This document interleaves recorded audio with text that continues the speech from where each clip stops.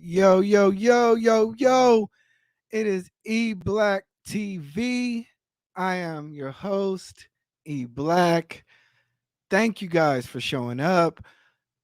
If you guys didn't already know, today we're discussing a topic called revolution versus reform. This is an idea that I've been spinning around, I've put off for a couple of months. I really appreciate everybody for showing up. Shout out to the Red Lipstick Vibes. She is literally, look, everybody take a second, please. Go to Red Lipstick Vibes. She is like, I think, a couple subscribers to 500. Let her get the 500. Give her the 500, y'all. Shout out to the new members. Shout out to the new members. Mika, Tawana, how you doing, my sis? Andrea had a great interview yesterday. Please go check her out. That green vegan, shout out to you. Danique, how's it going? Danny K, how's it going? Trust me, today we're going to have a great show. I have panels. I kept the panelists a secret because I just wanted to make sure y'all understood how serious we going to get over here today. Trust me. Trust me on this. The people we got coming up, the talking points that we got coming up is going to be lit. Annalisa, shout out to you. So, see, y'all not gonna be doing me like this. But anyway, y'all know how I do. We not gonna be here all day. We gonna get this topic out, and then y'all can go watch the rest of the topics that you guys have. There's a lot of good stuff out, but I want to make sure that I got this out. She says she has 7 more subs. If we can get 7 more people to go in there, so hit that subscribe button. She got her community wall, you know. So anyway, all right. So first of all, this is the second season of philosophy. My first season was faith. The first season was about taking you from a person that needs to understand that there's something greater than yourself. I've showed you plenty of examples of people who took that leap of faith. They showed you how they said that they were greater than themselves, and they had a purpose, and we established that. The second season is built off this. Once you change your philosophy, you change your thought pattern. Once you change your thought pattern, you change your attitude.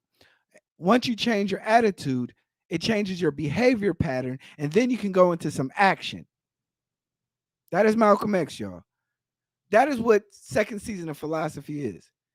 So I want you guys to look at the playlist. There's a ton of stuff that's on there. I know a lot of new people have been coming over for the last month, but I want to give a quick recap. But we talked about porn addiction with writer and director Peter McNeil. We also had a discussion with Chicago Rilla of Lapeef Let's Talk, W.E.B. Du Bois, and Booker T. Washington. Please check that out. We talked sexuality versus femininity. We also talked with Hoop Jargon. We had implemented a process of talking about sports and how it applies to your daily life. We also had Bolo TV. We talked Calvinism versus fatalism versus luck. We also talked with MILF on the Move and Red Lipstick Vibe. We had a great conversation in regards to sexuality versus femininity. We even brought TLA in here. It's different over here. We not talking about the same stuff. We ain't talking about that high value man stuff. We're not talking about that same stuff. So sit back. I'm telling you guys, the show is going to be great. So today's show is about revolution versus reform. So let's get a little. I want to not to waste time. I want to talk about revolution. So revolutionary change ideology in regards to politics. It is the ideology that the overthrow or the renounce of one government or ruler and the substitution of another by the governed. You've seen it all across the world. Egypt, Libya, you've seen it everywhere. The ID, if you're a revolutionary, right, you're going to be the forefront to advocate for these changes. So that's what a revolutionary is. You got to understand a revolution and a revolutionary are two separate things. The revolutionary advocates for that specific change, the overthrow. Keep that in mind. Reform. Reform, in terms of politics, is a process in which changes are made in the formal rules of the game, including the laws, regulations, and institutions. We're just changing a little bit, tweaking it to address a problem or achieve a goal such as economic growth, environmental protection, or poverty alleviation. Okay, I'm like I said, we just gonna get this out. Now, when you talk about a reform movement, because we are talking about implementation and action, a reform movement is a type of social movement that aims to bring social or also political systems closer to the community's ideal. So when you talk about a reform movement, when you talk about, say, protesting about abortion, when you talk about protesting about gas prices, these are reform movements. There's two different ideologies, and there's two different beliefs in those ideologies. Everybody clear on that? Like I said. So I brought some people on who I've watched talk, I've spoken with personally. Their ideologies are higher level. They know how to talk the talk. They've lived the talk. They've done everything that they said that they are. These ain't no weenies. So I want y'all to understand that when eBlack TV goes out and presents this thing, I go out and I search for the way that how we're going to present this argument. You know, what we're going to do, first of all, I want everybody right now, if you guys haven't already, like the video, subscribe.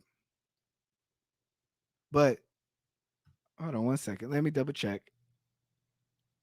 Okay.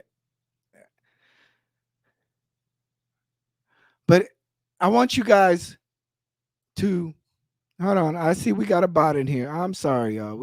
I want to make sure that we, Gail, shout out to Gail. Gail, I didn't want to do this to you, but now you're a moderator. Gosh darn it. So yeah, I see we got bots in the chat. Here, red lipstick vibes. See. Sorry, y'all.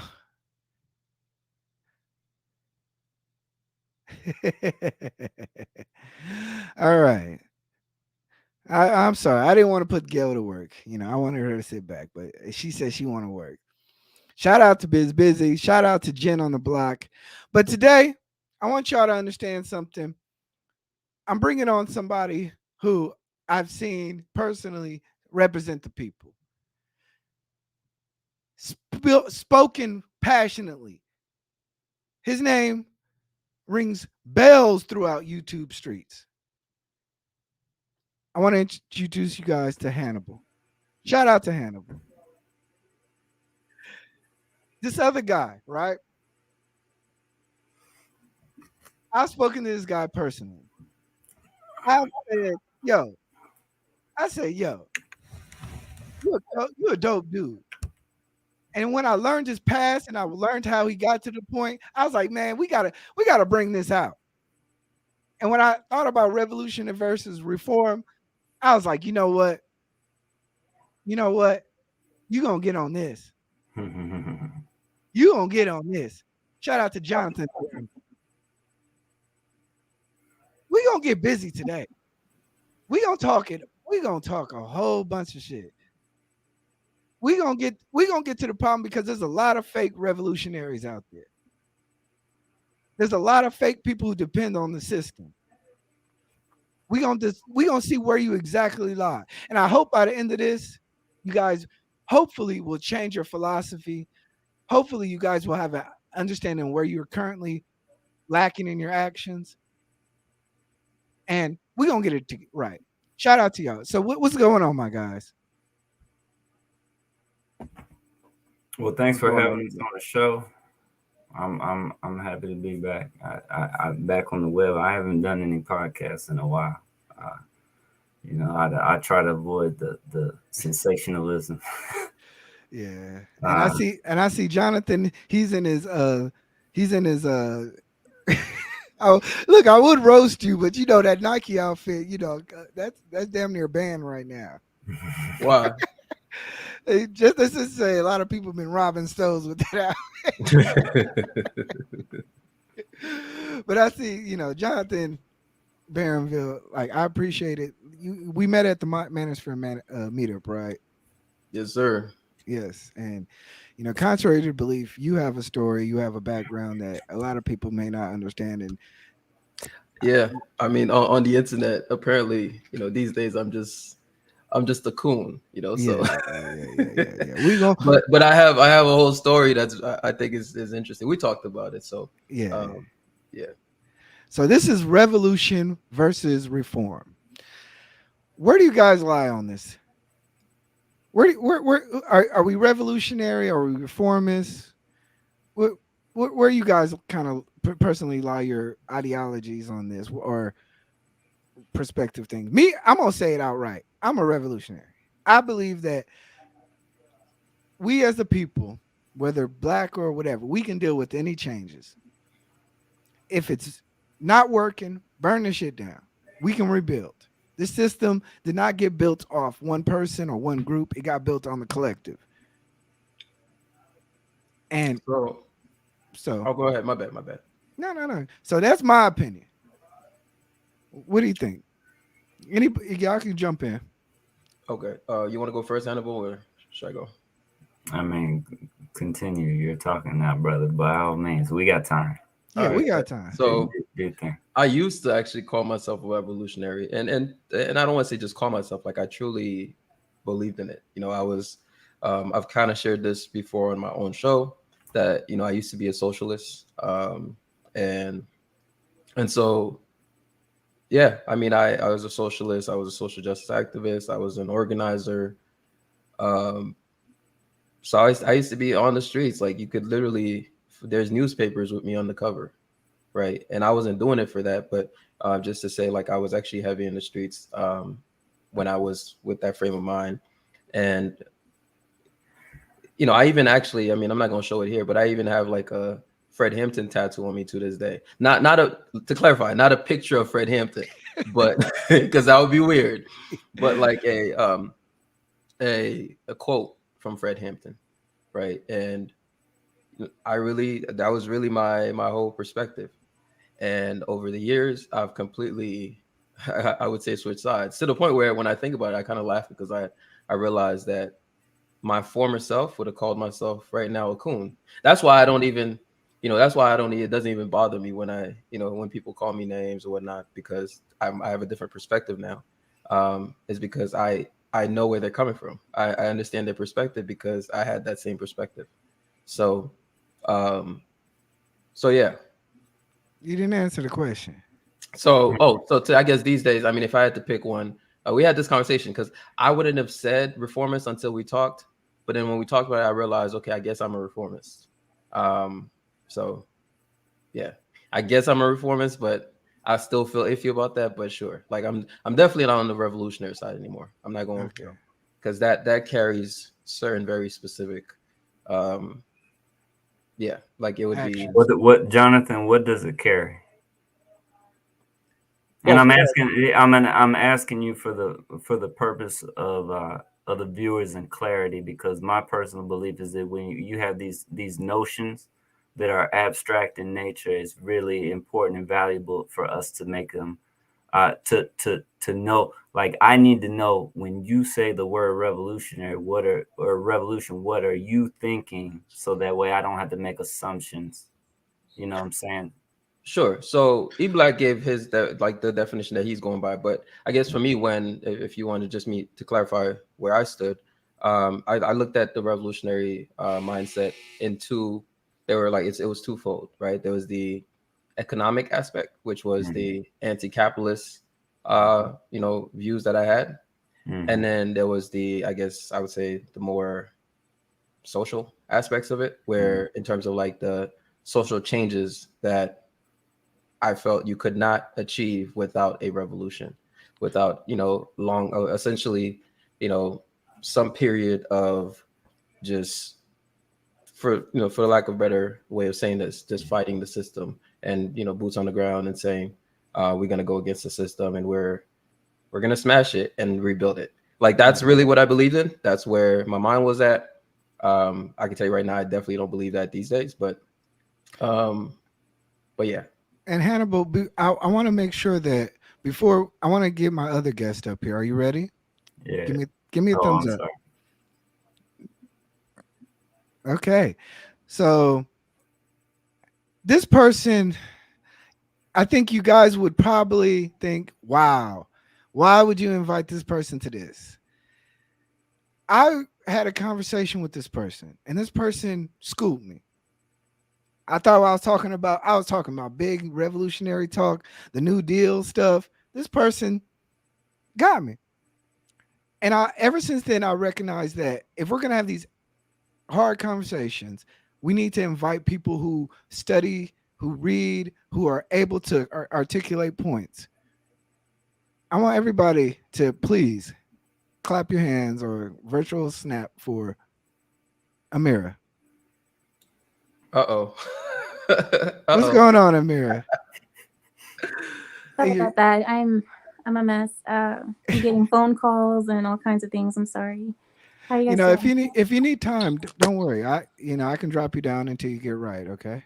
No, I'm gonna ignore everyone for a minute. I'm here for you guys.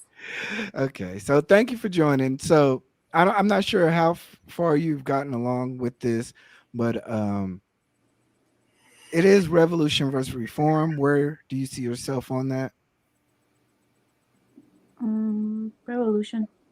Oh, okay. Interesting. Okay. I'm Yeah. actually very curious to see where this is going now. I'm telling you, trust me, I know where this was going. Trust me. Y'all think I'm not playing. This is going somewhere. So, Hannibal, Mm. revolution or reform? So I'm gonna answer this in a. Can I really dig into this, or do Did it, or is now no, not the time or the place? no, dig. I would just say we got a lot of stuff we're gonna dig through, Okay. and it Then might I'll be give you the interesting. concise. I try to be as concise as possible. So I watched this piece called Black Power Mixtape, and part of it was an interview of Angela Davis, who I've admired for many specific reasons. And this is what she said in an interview. She said, "You see, that's another thing when you talk about a revolution, most people think violence without realizing that the real content of any kind of revolutionary thrust lies in the principles and the goals that you're striving for, not in the way that you reach them." Now, this is very important. This is very important because you brought up the Malcolm X quote, which started with the changing of the thoughts, correct? Yeah. Now, so I'm going to give you an example of something that could happen that would be very revolutionary in this country that we live in without the shedding of a single drop of blood. Now, let me caveat that I'm with the shits, okay? Yeah. All right. Like I've clashed in violent manners. I'm not trying to say that we should flee from violence because there are times when it's required. But the point is this. The point is this. If everyone in the United States stopped looking at the waging of war and the celebration of armed conflict throughout the world in a patriotic and a positive and in a necessary way, and we Hmm. started looking at the waging of war and military action, offensive on the part of the United States as grievous and unsavory, and we started uh, raising hell when they expand the military budget, and we started raising hell when they deploy teenage boys and 20-year-old boys to theaters of combat so they can kill other poor teenage boys just to make sure rich people stay rich and the economic way of doing things is maintained.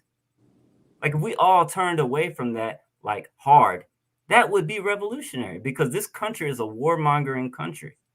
We spend more on the military than the next 8 countries combined, to include China, which has a population that's 6 times as large as this country, but spends a third on their military. So the point I'm trying to make is this. Mhm. When I talk about revolution, I don't just think armed conflict. I don't just think clashing in the streets.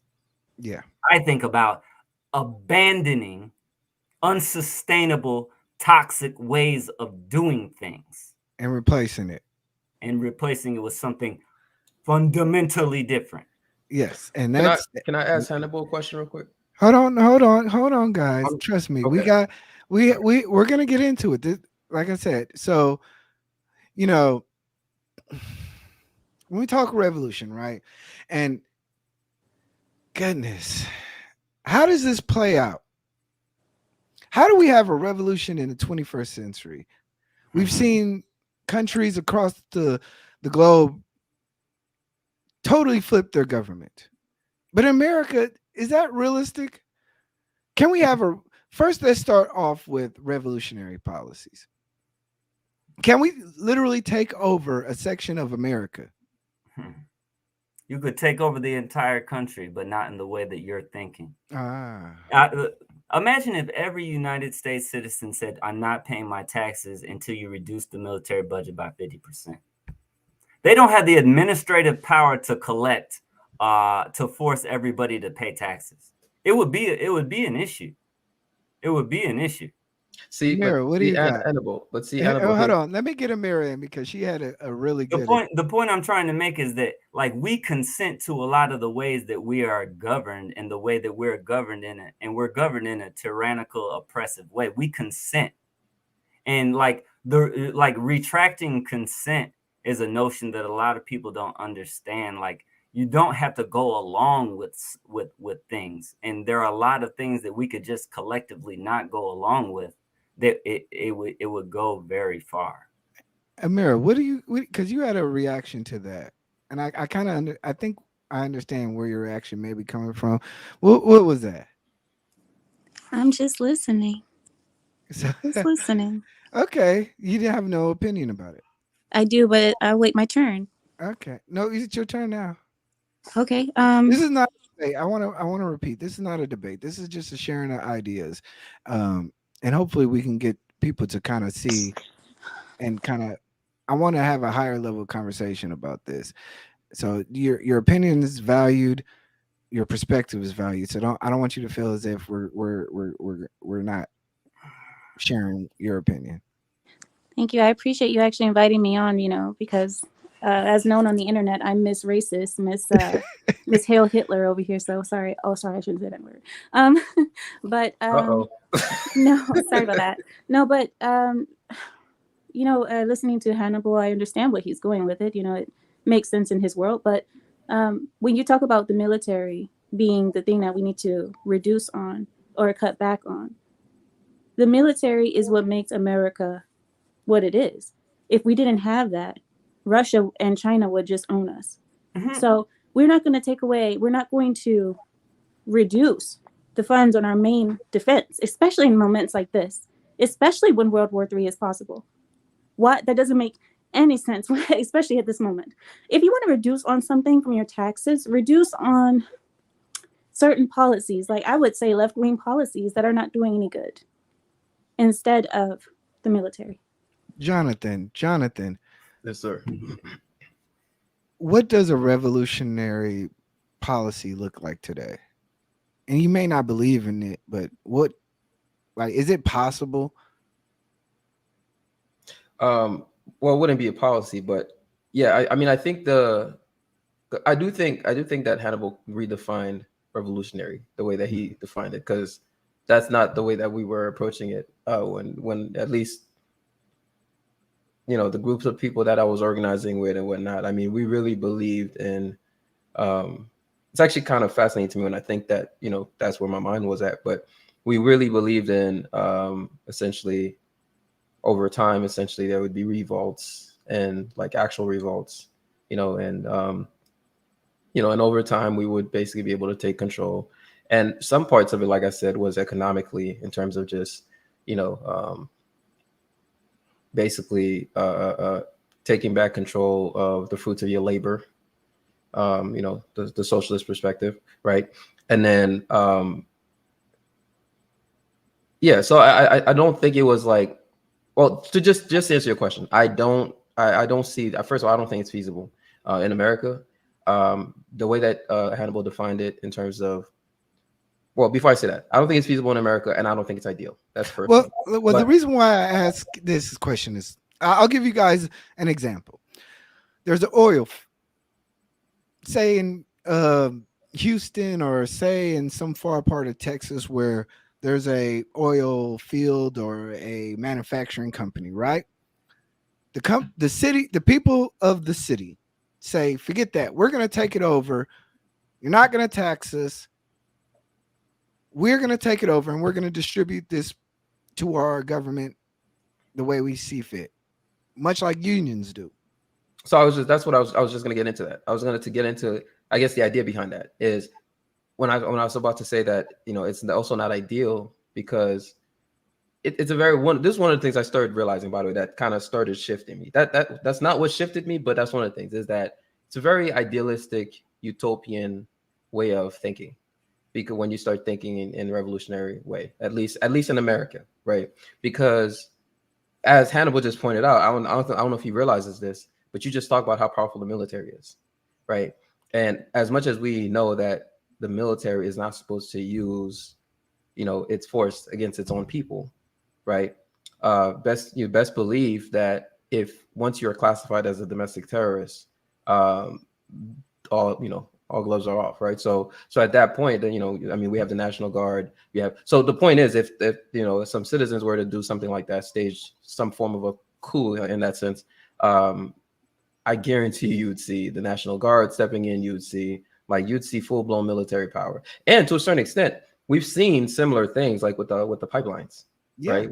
We've seen similar actions with the pipelines, and how I mean, you can protest all day, they're gonna get the outcomes that they want. So, I personally speaking, I just don't think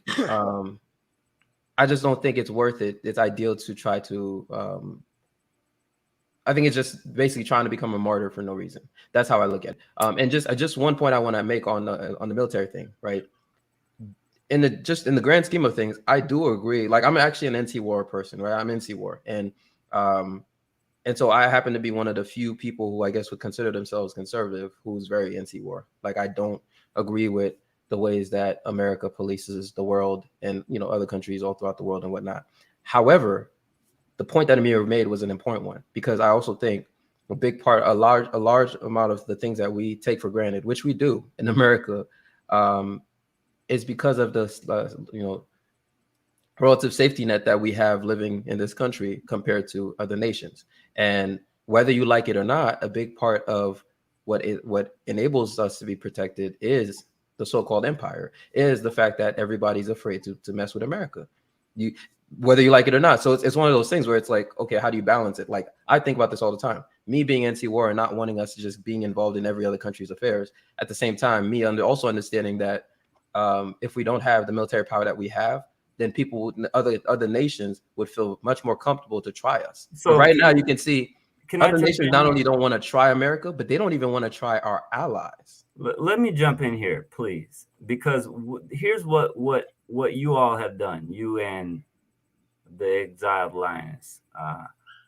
You all have made the same error in logic that people who, when they hear defund the police, they hear abolish the police. They hear completely defund the police. When really, I'm saying, when people who make the call to defund the police are saying reduce military budgets, you can reduce police budgets. You can reduce the budget of the United States military without neutering it and without making it completely ineffective. Do So, we do I we mean, actually want to reduce police budgets? so look, I do. I would love for the Really? police budgets to be reduced. There's no reason a police department that only serves a handful of people should have a Bearcat. And some of the smallest police departments in America have military grade equipment in an era where crime is not nearly as high as it's represented to be.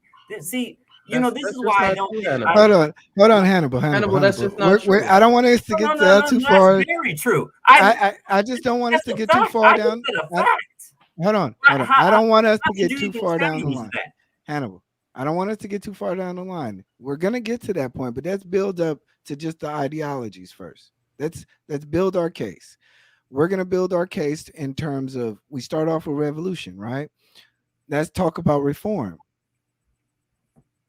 A lot of things that I hear from revolutionists in a lot of ways are reform tactics. Let's just redirect the money. Let's just change the way that we spend. The difference is the immediate dangers that the actions of the citizenship towards the government. eBlack, when you think about revolution, do you really in your mind see the replacement of the United States government with what? Like what when you imagine it, what does it look like? That's what You a know, revolution is supposed to be, Hannibal. You don't yeah. get to just Well, redefine it. But yeah, you have to replace it with something. But exactly. see, And this is what one of the so things. so This is one. if you don't have its replacement in mind, then what are you working But towards? see, Hannibal, this is one of the reasons why, and I mentioned this to Steve Black when we were talking about this. Like one of the reasons why, again, yet another reason why I started moving away from the left is, at least, and especially that mindset is because when you compare and contrast, when you look at Fred Hampton, right, and you see the fact that he actually was, like moving it, like he was very action oriented, right? He was very action oriented. He was actually doing things in the community, and also it was different times, right? It was different times compared to today. Today, the people calling themselves revolutionaries are just a lot of people on Twitter. Like Yes. that's pretty much what it is. It's just a lot of people on Twitter. Fred Jonathan, how Hampton many died. Listen, Fred Hampton died at the uh, young age of 21, I believe. He was assassinated, right, at the young age of 21, right, and he was very action oriented. So I think a big part of the demographic of people. In fact, I'll actually go as far as saying like pretty much all the people these days who say, or at least most of the overall majority of them who say I'm a revolutionary, are just loud people on the internet. That's loud people on the internet. Maybe they go on the streets and they protest, they organize like I used to do and whatnot. But for the most part, what are you actually accomplishing?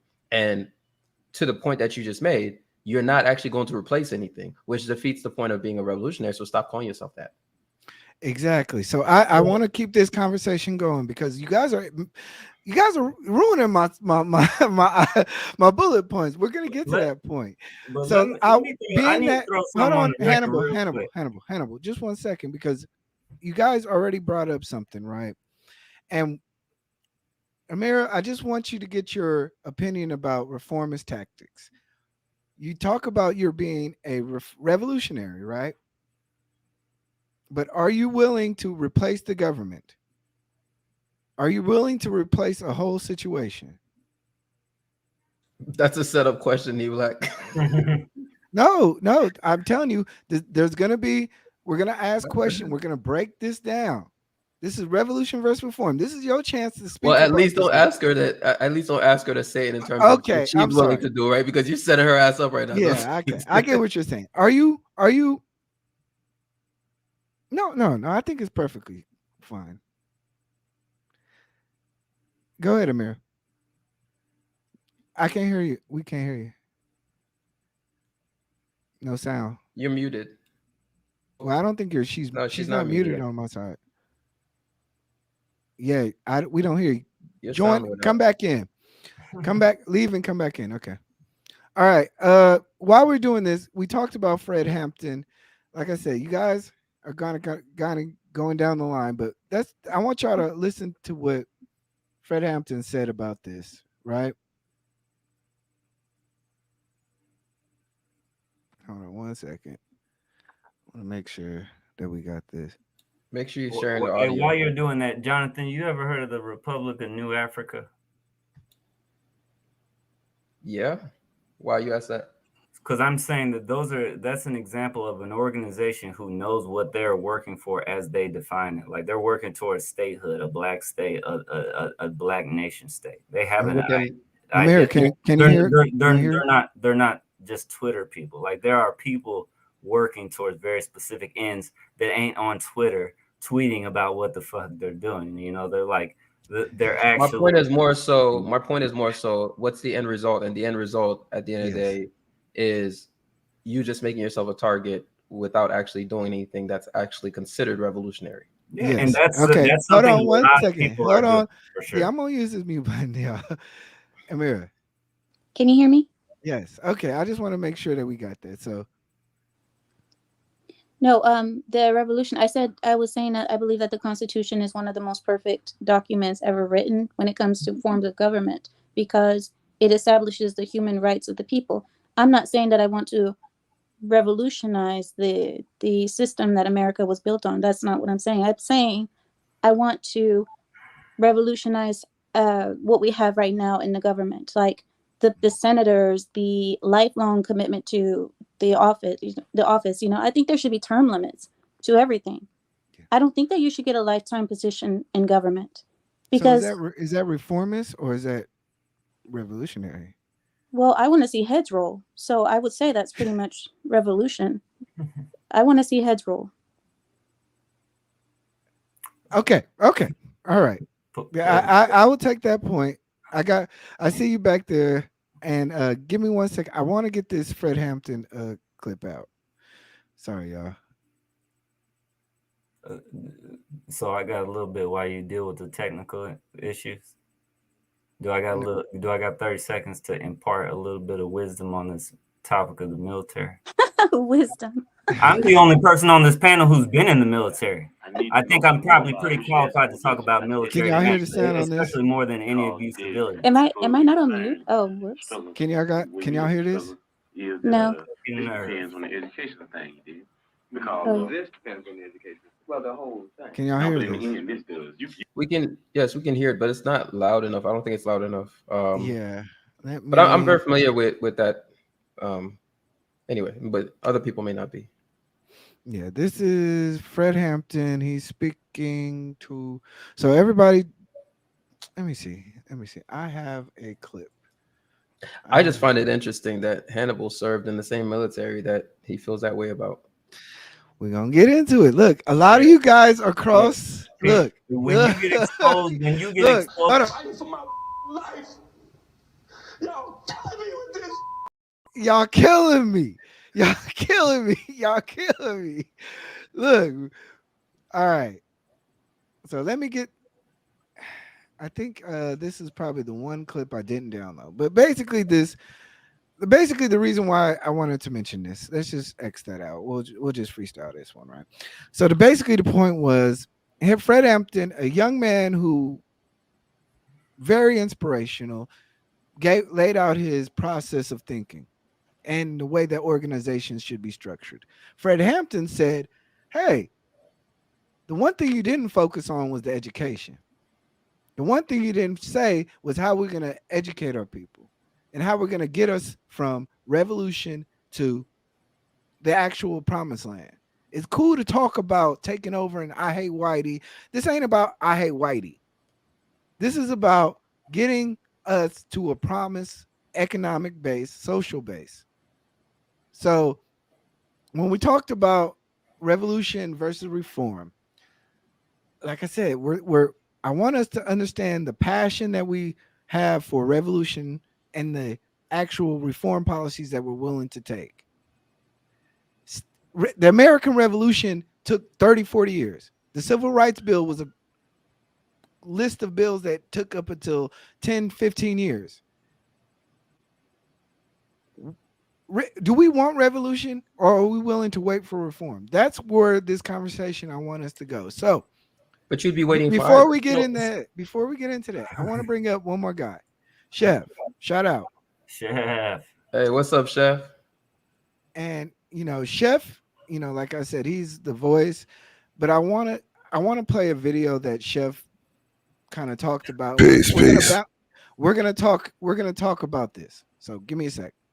Sometimes people have a tendency, when there's a time and a need for a cure within an ecosystem, and homeostasis, which is the natural equilibrium of the ecosystem healing itself when it happens, some people tend to rage against the catalyst. Within a paradigm shift, within change, there's evolution, which is one end of the spectrum, and then the other end of the spectrum is revolution. Evolution is more gradual and timely, like the drops of water on the stone. Revolution is more violent and raging to pull people more to the center from the other side. And sometimes the revolutionary voices rub people the wrong way. Why? Because that's what they were supposed to do. And it brought out other voices. The revolutionaries scream, and then all of a sudden, after the revolutionary scream, you just shut your mouth and you listen and you see what doors and windows open and who screams out too and whose fists start to pump in the air too when they hear that message that resonates within their soul. It ain't for everybody, brother. It's not for everybody. So the point of It that ain't for everybody. Yeah, the point of that video was to point out the fact that we all understand how we, as human beings, we have emotions. We accept leaders, we elect leaders we want to replace, we don't want to replace, we're willing to work with people. The whole idea of revolution versus reform is the idea of our temperament, right? What are we doing to make the change? And who are we willing to align with? What do you guys feel about, the idea that we cannot have true change without bloodshed? Is that a fact that you guys could agree with? History bears that out. History bears that out. But you were right to talk about Fred Hampton in the context of this conversation. You should also talk about his contemporaries, his counterparts, his peers like Huey Newton and Bobby Seale. And Huey Newton made it clear in the book Revolutionary Suicide that there is two kinds of violences you can wage.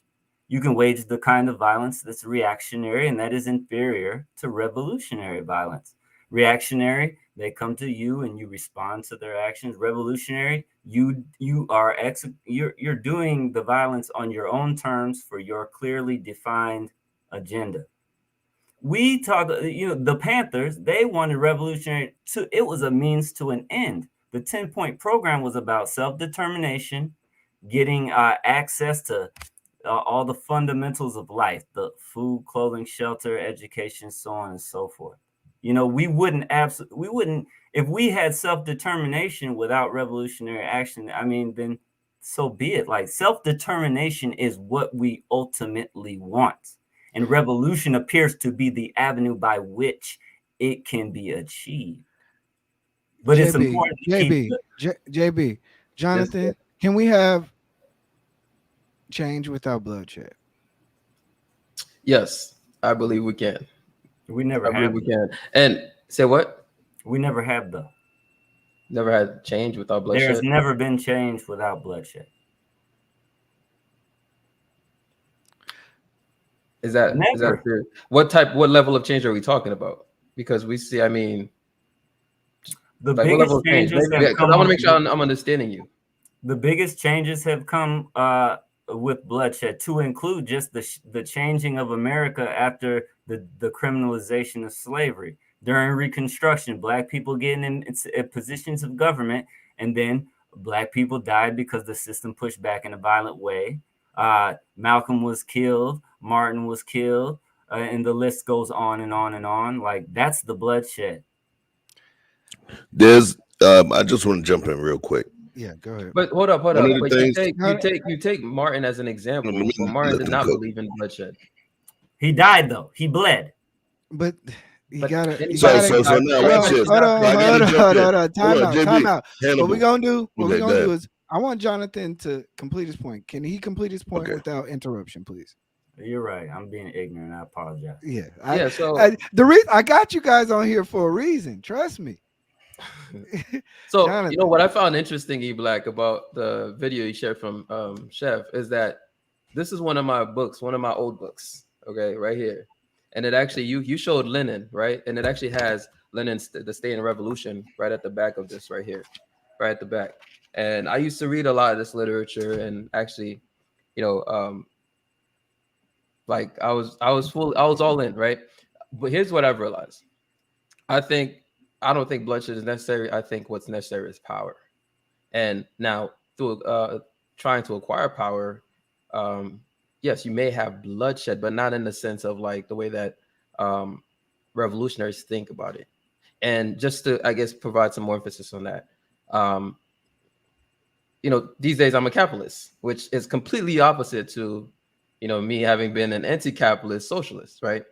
And I think a big part of it is just understanding that, this is something that even, even Fred Hampton understood, was that most of the issues that people face are class issues, right? Even Fred Hampton realized this, and he talked about this, right? And that's why Fred Hampton was willing to align with different groups, even if they did not share the same race as him, as long as they aligned on the so-called class struggle, right? And so I think if you look at it from a capitalist perspective, and you understand, okay, for example, when it comes to making changes to the law, right? And you understand that most significant laws, the changes to the laws are made through lobbying. That's just a fact, right? And so, and a big part of being able to have that power to lobby is that you need the resources. And I think a big issue that we have in, I would say, the Black community within the American context is that it's how we use our resources and basically our lack of understanding of power and our lack of understanding of how change is actually made when it comes to the laws and policies that affect our lives. So for me, that's how I look at it. I just want to be clear. I'm sorry to interrupt you, but I just want to be clear. This is not necessarily a Black conversation. This is a ideology conversation. So if anybody has any examples, because trust me, we have a lot more examples that we're going to be using. This is literally power against the people, or burn it down, or change the laws. So I know a lot of us are going to bring up a lot of the historical contexts in regards to Panthers and Fred Hampton and stuff. I just want to make sure that this is literally a ideological conversation. No, I got you. And that's essentially what I'm saying, is that I think if you have the mindset, if you have the understanding that, okay, first you have to understand the system. In other words, a big issue of ours is that we don't actually understand the system, right? So we think the way to go is the revolutionary approach. Excuse me, but if you actually look at how other groups that may not have had the power before, how they actually approach that problem, is they don't actually, at least within American context, they don't try to go revolutionary. They try to basically understand the system, understand the game, and then play it themselves. And so that's my stance is, when it comes to power, for example, lobbying is probably 90% of that, right? And so let's work towards actually acquiring lobbying power, and so that we can be able to influence the laws, rather than chasing this, what I view as, at least now, this utopian, idealistic, revolutionary mindset, right? And just one final point, right? Juana Washington said you can't get power without taking over. That's not true. We can just look at other groups of people within America itself who at some point did not actually have power and now do. Like, they have legitimate power because they can actually influence American laws. They can actually influence, American policies, right? And there's, actually a good number of groups like that within America. We can start with the Asian America. We can start with the Asian community if we want to talk about that. Jonathan. So this is why I got you guys here, because like I said, I knew exactly. I didn't know what you guys were going to say, but I knew the passion and the ideologies which you guys were going to come from. You guys are not wrong on anything. This is, like I said, this is not a debate. Chef, we're still in the context of, can you have change? Can you have a revolution? Can you have reform without bloodshed? And I want to get down the line, because, like I said, I don't want to take too much time. I got you. So I'll tell you this. I actually believe that you guys align on this topic more than each of you believe, and I'll say why. There's evolution in terms of the action, the evolutionary action, but then there's evolutionary thought. Evolutionary thought is the precipitator, it's the impetus, it's the thing that starts everything going. It's the thing that when, you know, people were oppressed and they couldn't speak up and they could have just went with the status quo. Evolutionary thought is the thing that precipitates it. It's that one person that's willing to challenge the status quo and say, no, this is bullshit. No. Even with a bunch of other people telling them, nah, look, you're going to get us in trouble. Look, man, just ride with it, man. Just ride with it. Look, this person said no. That's evolutionary thought. Now, there's evolutionary methods, right? Excuse me, pardon me. When I said evolutionary, I actually meant revolutionary in terms of the change. Revolutionary thoughts, the person that was thinking something other than what the masses were thinking. So now when it comes to revolutionary methods, honestly, that's more of a what I would consider a more militarized kind of thought process, because now with that revolutionary thought, you know, that means that you understand there's a fight that has to be fought. And then now with the methods, those are the motives, the modus operandi you employ. What is one of the number one things in terms of revolutionaries? You talk about guerrilla warfare and all of that. Yeah. It's gaining intelligence, logistics, and all of those things. But I believe it starts with revolutionary thought. And the people that are the revolutionaries that are thinking, those are the dreamers within that revolutionary class. Some of those revolutionaries don't even know how to fist fight. But the thing is, their thought process is so grand, and it requires. That's why in military, So do they need to see you have, blood? hold on. Do In those need- military, you got logistics, you have intelligence, and then you also have infantrymen, right? There's the folks that think and decide and count and compute, and then there's the people that actually lay it down on the front line. What I'm stating is that all of them work succinctly. All of them work within a natural dynamic. Is one more than the other? Is the kidney better than the liver? Is left arm better than the right arm? I think that they work together in order to create whatever change is necessary. and That's hold what on, I believe about revolution. hold on. I want to make sure that like, ain't no disrespect to none of my panelists. Period. Y'all can go on, and that's your first warning and your last warning. Um. All right. All right. All right. Quickly, I'm sorry, Amira, because we're still building. We haven't even lifted off yet. Amira, can we ever change revolution or reform without bloodshed? Is that possible in like human style? Like, is that possible? Can you hear me? Yes, I can hear you. So I think I agree a lot with Jonathan, with JB, because yes, I believe you can. But um, when it comes down to removing certain people from government, especially when they have powers that are extended throughout their whole lifetime, at that point, bloodshed is needed. When it comes down to the people on the ground, as Chef was saying, I don't believe that you need bloodshed within the people. But when it comes down to it, our government should be scared of us.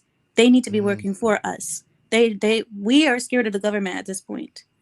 It shouldn't be this way. They should fear us rebelling. So the fact that our government thinks that they're over us and they think that we can't do anything, we're just going to keep paying them and paying, that's not right. And that's why I said heads need to roll. I know, I'm not supposed to say that, but No. That's perfectly fine, and that's exactly the point. I know, we said bloodshed, but I think that was a little over dramatic. But I no, think it's not. we all understand. Well, okay, damn, shit. I'm But from the Middle East. You have to remember, I'm from the Middle East. We yes, have yes, kingdoms have been chopped. Okay. yes, and I agree. And even in our country, sometimes a guy got to go to jail to prove a point. Sometimes people need to see the aggressions and the egregiouses against us for them to actually do action. So even if it's reform action or if it's revolutionary action, Bobby Hutton is a case.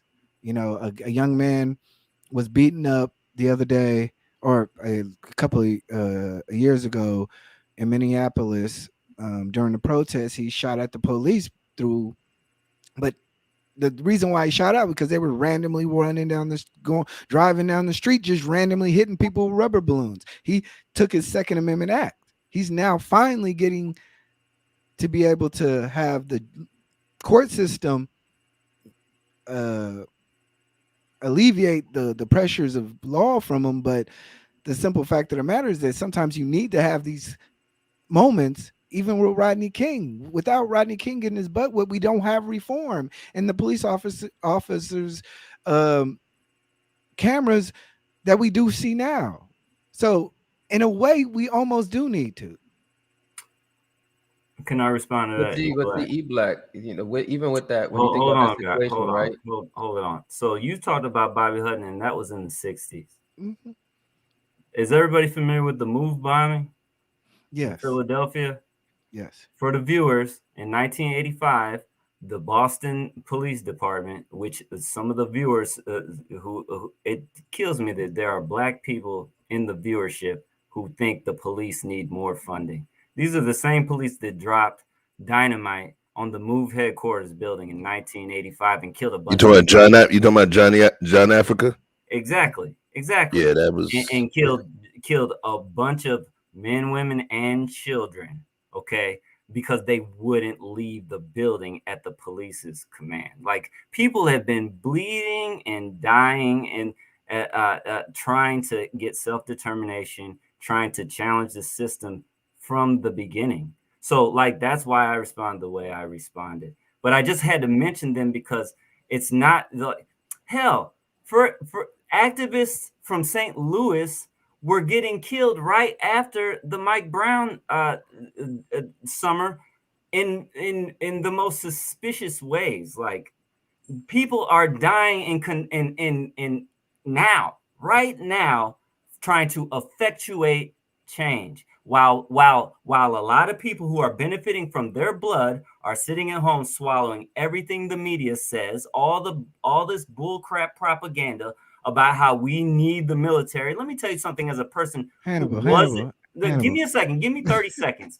As a person who spent. Wait, but Hannibal, why do you have Let to be me finish. Why do you have Let to me be finish. patronizing about it? Because when Let you me have your finish. hold up, when you have your perspective, Let me right? finish. We're not telling you that your Let me perspective is finish. fed to you. Hold up, that's a bit patronizing. Just because we disagree with you does not mean we're just taking propaganda from the media. I just happen to have a different perspective than you. That's all it is. No, you don't know where my perspective comes from, so that's a bit. That's enough. quite patronizing. That's quite Fair patronizing. enough. But you know what else is patronizing? To have people who have never been a part of a troop movement talk about how big the military needs to be to make us safe from China. Like, y'all don't know what the fuck you're talking about. And you're So trying wait, to only people who've been in the military can. Only people who've been in the military can just tell me. I want to tell you something that's a fact. The biggest members of the military are the Atlantic Ocean and the Pacific Ocean. The amount of troops it would need and the amount of equipment it would need to make an effective thrust against the U.S. from a party like China, they couldn't bring it over the ocean without getting blown out of the sky. That's a fact, number one. So to believe that we need a humongous military just to protect your right to cheap coffee and cheap consumer goods is just an absurd notion to me. And I find that patronizing. Like, okay. you want to talk about Hannibal. Everybody, take a breath. Take a breath. I want to play. I just want. I know. Look. Can I respond to the police thing though? Because I think it's very important. No, I think it's very important. No, you can't.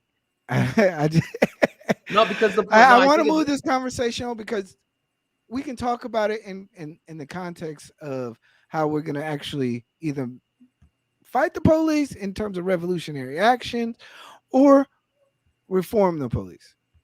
So we're gonna get down point the that line. He made. There's a point he made here that I think actually it's very important to counter it. We'll get there. We'll get there. Trust me. I haven't even got down half through my outline. We're gonna get there. Trust me. All right. So I want to play a clip. Right. And it kind of goes into what we were just talking about. This is Huey P. Newton talking in regards to changing the governmental system from one system to another because he felt that another system, and this goes into the bloodshed thing. Is this possible? Does anybody think that on even a micro level that this is possible? we've analyzed this society, and we've come up with the best solution of any organization or party. And I think that it's clear that in order for the people to be free in this country, the oppressed people in general, and black people in particular, we would have to have a socialist society, a proportional representation, and a socialist framework. What I mean by this, the civil rights movement is dead. That white people in 1776 broke away from England, and they broke away because of taxation without representation, and also it was a war of decolonialization. And what they instituted was democratic capitalism. I think capitalism at that time was progressive. The civil rights movement is no more than a continuation of the American Revolution that took place in 1776. But this time the blacks were trying to get those same rights, that the whites got then. But the only difficulty you have there is that the same conditions no longer exist because the dialectics have changed. You no longer have democratic capitalism, you have monopolistic capitalism. Okay, so the reason why I brought that up was because he's laying out a point. He talks about the American Revolution, right? He says that those people were fighting over things, but now we're in a different system. Now we're in a different system, but we're still fighting the same ideologies. And we're proposing a different system. Would you like to? I just want to get your opinion on that, because I think it's, like I said, it's when we talk about revolution versus reform, sometimes they cross over so much that we don't realize how much we agree and how much we really do want the same thing. We want to make sure that we're equal, but we also recognize that it's going to take time. He talked about something that happened in 1776 and 1970 something. So I want you guys' opinion on this, because like I said, we're kind of moving faster than I want to move, but I want us to understand this is about, where do you guys stand? Do we want the change now? Do we recognize that the change that we're going to be able to make is going to be fleeting right now, or is it going to take years? And do we recognize what we're replacing it with? So in the subject of that, are we recognizing what we really want, or is it just something that we're idealizing, even on the reform side? Because I hear a lot of times people saying, oh, we just need to tweak a couple of laws, and we need to change the way that either the police may act, or we need to make some laws the way that the Democrats may act, or we need to change these laws and we need to implement this, but that's going to take years. Are you willing to do that, or are you just enamored with the ideology of that? You know, Revolutions fail. I'll say fail? this: revolutions fail. Revolutions are overthrown. Revolutions are thwarted. But hear me out. Yeah, I would disagree. But guess what? Well, watch this. Revolutions have been thwarted. People have tried to overthrow the dictator. People have tried to overthrow the king, and they've been thwarted. But what has not been thwarted is evolution. It's consistent. It's consistent. And that's why I believe revolution of thought is more important. Revolution of thought and thought processing and psychological construct, understanding of the situation that we're all in. That's the initial revolution that has to take place. Evolution is going to come regardless. Nobody can stop evolution. It's natural. You see what I'm saying? Revolution is us actually not just riding with inertia and just pushing the ball further down the road, or pivoting it to a different direction we want it to go. But the thing is, we as a people, we are not monoliths. We are all not warriors. Many of us are philosophers. Some of us are architects. Some of us are the simple guys that just hammer the nails. But we all fit within this dynamic. And then you got the contractors in the middle of it. So the thing is, it's not that one side is better than the other side, or one is more important. The thing is, it's the way that each of those pieces are juxtaposed and work in conjunction with each other to move us forward. Car ain't shit without an engine. Well, it ain't shit without a transmission. Well, it ain't shit without wheels. Well, it ain't shit without an exhaust system. You get what I'm saying? Or each of those tangible items more important than the other? Not necessarily, but the thing is, I believe that we have to understand the importance. And that's why I use that delineation to the military, where there's different functions, there's different MOS, there's people that will never have to bust a shot. But, they'll have more paper cuts, but we recognize we need the folks that work in clerical. We need people in logistics. We need infantrymen. We need paratroopers. We need all of these different pieces. But the thing is, I believe that if we figure out the point where we are more congruent in and move forward from that, then we can creatively affect change. I agree with that comment you just highlighted. And I just want to introduce our next person. B, you ready? Sorry. I had him back there for a while. I just wanted to inject. Oh, you got my guy B9? Yeah, I went with our look. We gonna get it all out today. You got my guy B9. We gonna get it all out today.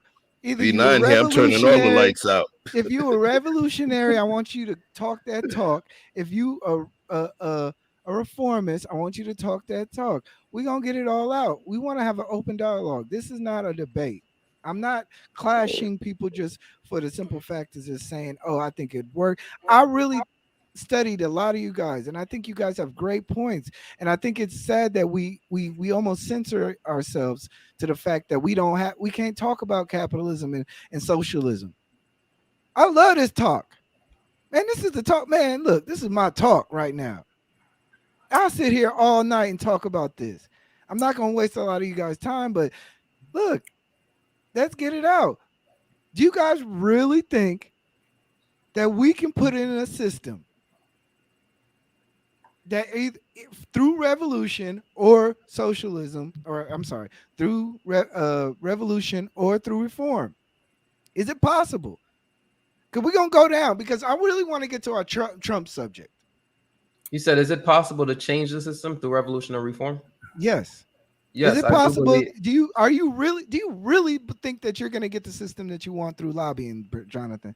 Yes. Yes, 100%. You have way too much faith. You have way too much faith. I do think it's, listen, I don't think there's one thing that, let me just say this. There is one thing, right, that you have to understand that talks louder than anything, especially in the American context, but just in the whole, just in all of Western society. It's green. It's money. Okay. That's the one thing that talks louder than anything else. And so when you understand that, the average politician really is just there to serve the needs of the lobbyists that are funding those politicians, right? That are putting money in their pockets. That's really what they're all doing, right? Even at the like very low local level, I've seen this myself. Like I'm pretty active in my local community when it comes to like the politics and whatnot, and you see even at the local level, like the lobbyists know what they're doing, and so the lobbyists, the developers, et cetera, et cetera. So when you understand that that's the one thing that talks is money and resources, and you understand that you actually see, like when the developers want a certain outcome, they get it.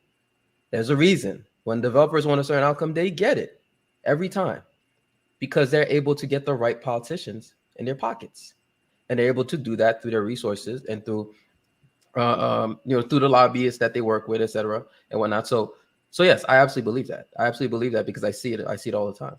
So you're advocating for a system where you can buy your agenda. I'm not advocating for it. That's what it is right now. That's what it already is. But it sounds like you'd be okay with it staying that way. Sure. Like for me, I'm more about like if it. Frank, look, I'm gonna be straightforward, right? I'm gonna be straightforward. I think right now, and I don't want to go on my whole spiel about this. I'm gonna just make this short.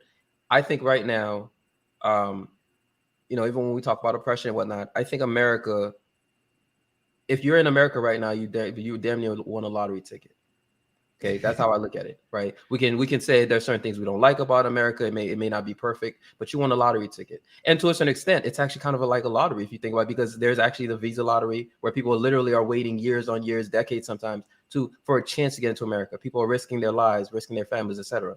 So we can complain about America all day and not really realize all the benefits and opportunities that this country actually provides us. So for me, I see, okay, Sure, like if you call that corruption, I would agree with you that, lobbying is a form of corruption. But if we see that this system is actually being effective for certain groups of people, rather than go the idealistic route, like I'm a pragmatist. That I think that's how I should answer that. Is that I'm a pragmatic person, and so rather than looking at things idealistically, even though I'm not for corruption, and if you say okay, lobbying is a form of corruption, I get that, but I'm a pragmatic person, and so I understand. Okay, this is what's working right now. Let's go through that model that's working right now so that we can acquire the power first, because we could have all these idealistic views, it won't do shit because we don't have any power. So the first step is acquiring that power and then trying to maintain it, and then maybe as you're trying to maintain it you can have some idealistic views, but Understood. we don't have any power. Okay, so Amira, she just got. I really wanted to go to you. I'm sorry, and I know Amira. Sorry. I know Amira is gonna sit there and wait for her turn to get in, but I really wanted your opinion on this. Yes. So, your opinion on this: do you really think that this system is gonna change anything? Like, you're the revolutionary. Do you really think your revolutionary policies are gonna actually invoke a change? Yes, I do. Because I think the system needs a shock. It needs a shock in a kind of like when a person is delirious, you kind of slap them to get back into order because they don't. If you talk to a person who's delirious, they're not gonna understand you. They're gonna be like in their own world, and that's what I think we have right now. I think the problem that we're saying here is that what I'm mostly fighting against is the culture war, and I think what you're talking about is the actual government. Am I wrong? Mhm. We're having, gosh, and I hated that She makes a good point. she makes a great freaking point. Yes. Okay, culture war in America is very much dictated on the power that you have. You can once you control the culture, you control a lot of the power Right. of America. It's built on it. You change the beer, people will protest. You can change economics through culture. So culture is a form of currency. So government people can get elected through culture war. That's why you have people saying, like I did a video on the Lincoln Project where they tried to paint one of the guys as a racist. They put the Democratic Party put 5 people out there in white shirts and khakis, and Mm-hmm. they funded it as if they were the people from January 6th. Mm-hmm. That is cultural warfare Yes. or government takeover, Right. because the Virginia was, I mean, you needed Virginia's governorship. So I'm saying yes, and I'm saying yes because it's It both. does tie together in a Yes. way. I understand it does tie together, but I'm more focused on the culture war, the American culture based on Hollywood trying to influence the children's, the leftist agenda being pushed in the schools. This is what I'm mostly against. This is what I want to fight against because I believe in conservatism. I believe in conservative values to reign true over the country. So when it comes down to this liberalism stuff, that's what I say. But when it comes down to the government, like I said, I believe the Constitution is almost perfect. It needs a few amendments, but I think it's almost perfect. I mean, considering the countries that I come from or the countries that I've lived in or been to, people don't know the outside of here. A lot of people don't know. Okay, let me get B9. B9, Is where that you it? at, B9? I'm right here. I'm sorry, B9, man, but welcome to the panel. I reached out to Nada, no B9. sabía que era I usted. reached out to B9 specifically, and we already asked this question. B9, are you a revolution or are you revolution or reform? I'm neither. Oh, come on, man. I'm See, neither. B9, that's how I felt. That's how I felt. And But let me ask And when you say you, that, I can let me already tell you tell. why I'm neither. He throwing dirt back in your rabbit hole. And but your panel tonight is proving why I'm neither. Because I can only be a part of something that is going to win. And we cannot win because we don't have unity. We don't understand that the fist that represents the revolution includes reform. It includes the others. It is not an or thing, it is an and thing. And until we Exactly. start uniting and coming together and putting our philosophical differences aside for the bigger goal, I can always talk macro. And that's the one thing I'm not hearing on this panel is what's the big picture? What's the big goal? What's the big problem that we're actually going to solve? We're getting caught up in philosophies. We're getting caught up in ideology. We're getting caught up in my way is better than your way. Okay, but that's the whole point. I'm sorry, B9. That's why we don't. That's why we always lose because we But make. B9. I just want to give a second. Hannibal, I told him 1 hour. He honored his commitment. I apologize. Look, I don't usually do the panel talk. I thought I can get it in and get out. But I appreciate it if you got to go and run, okay? No problem. I'll probably be taking off in the next 10 minutes or so. You take off into okay. So I just want to be Hannibal's gonna be leaving. Like I said, I don't do this often. I'm still working on it, y'all. So B9, you talking about? I didn't hear a clear answer. You wanted unity. If you had unity, would you start a revolution? If I had unity, I would start a revolutionary reform. Okay, so you're a reformist. Good. All right. I'm a revolutionary reformist. Yeah, that's fine. Hey, B9, I love you, brother. He hit you with the sleight of hand. All right, he said, "You can't corner me, sucker." Yeah. So let's talk about. I want to get this. Let's talk about time factor, right? How long are you guys willing to wait in your perspective ideologies? I think, in my perspective ideology, I think within a presidential year, or I'll give 8 years for serious change. What's an example of serious change? I want to see government. I want to see everything change. I want to see pavements paved differently. I want to see money allocated differently. I want the whole thing flipped over. And I'll give you 8 years. If I can't get it in 8 years, that's crazy. I mean, but you got to understand, things have changed in the slide of a pen. It's happened before. So I don't see why it's unrealistic to say that. Well, hey, let's go in here. I mean, I've seen companies like Exxon and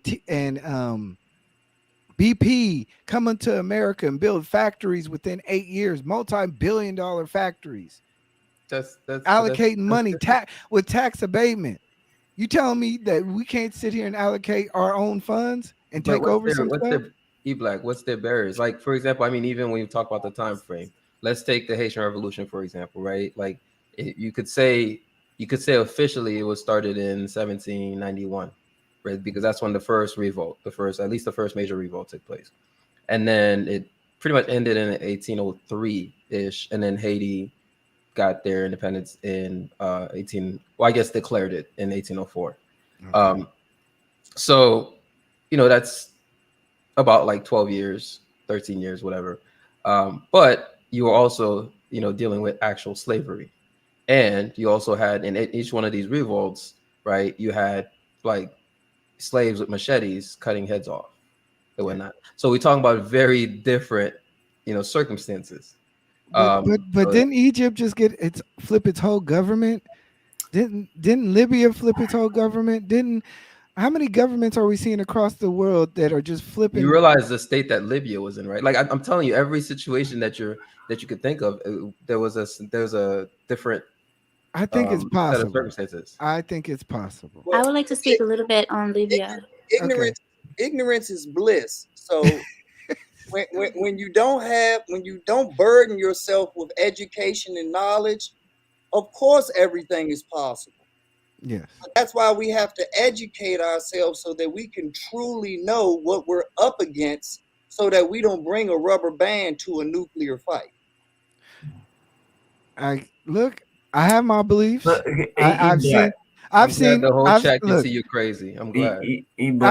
I'm not saying I'm right or I'm not saying I'm wrong. Well, I'm saying I'm right, but how do you feel about single payer health care for the United States? Single payer?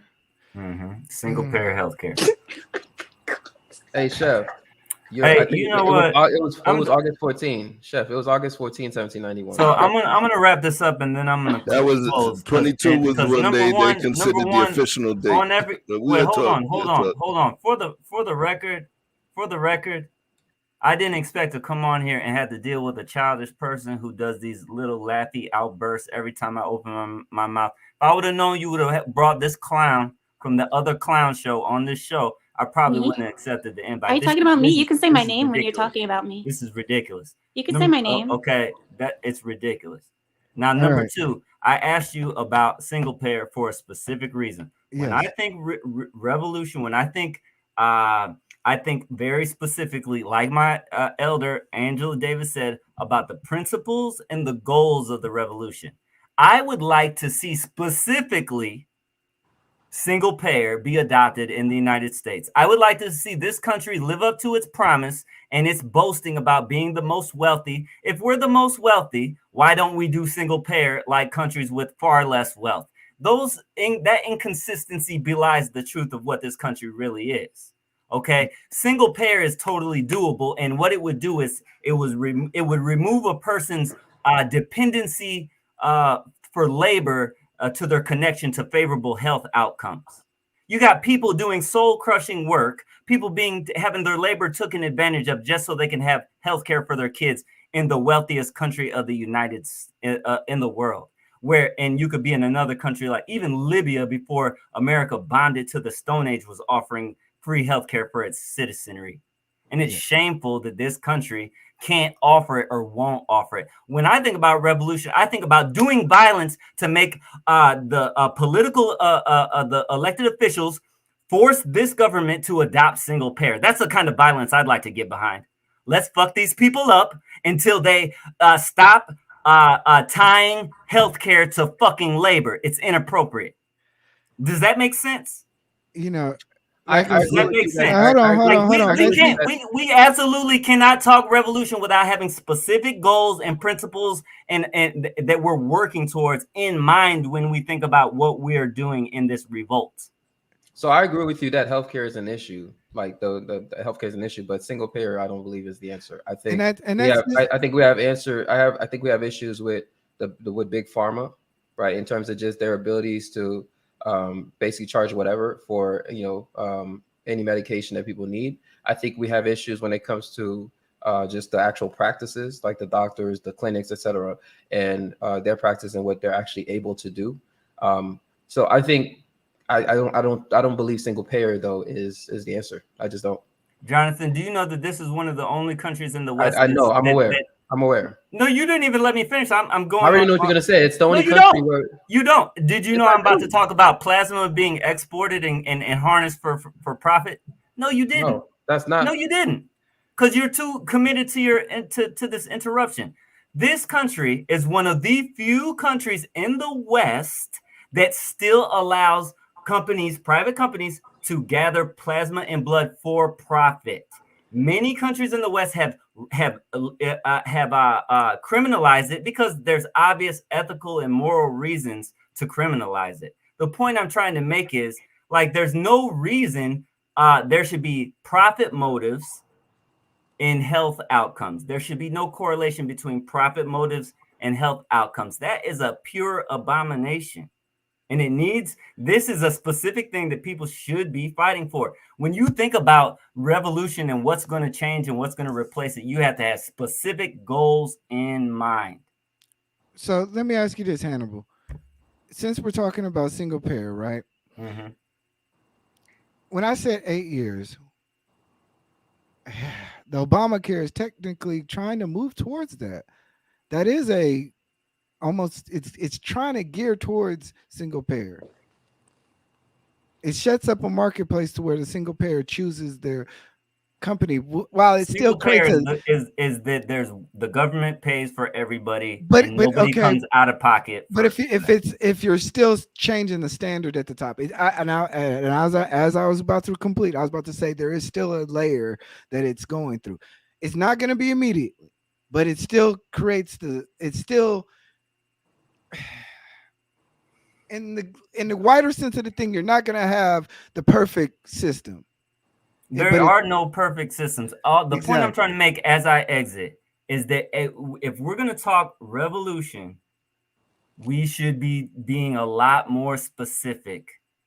About That's just policy. my personal opinion. And Yeah. also, look, let me say this and then I'm gonna go. Chicago, really, I ain't got nothing to say to you. I'm not doing this internet crap for views, bro. We don't, our circles don't overlap, and I don't want them to overlap. Stop talking to me. Don't inbox my business anymore. I don't want no business with you or your network or your channel or none of you personalities. Don't tag me in the comments no more. Don't address me. I don't want to talk to you, bro. Rila. Is this how you're supposed to be uniting? Hey, bro? wait, chill All out. right, eBlack, I'm out, brother. Thanks Hey, thanks you. for the invite.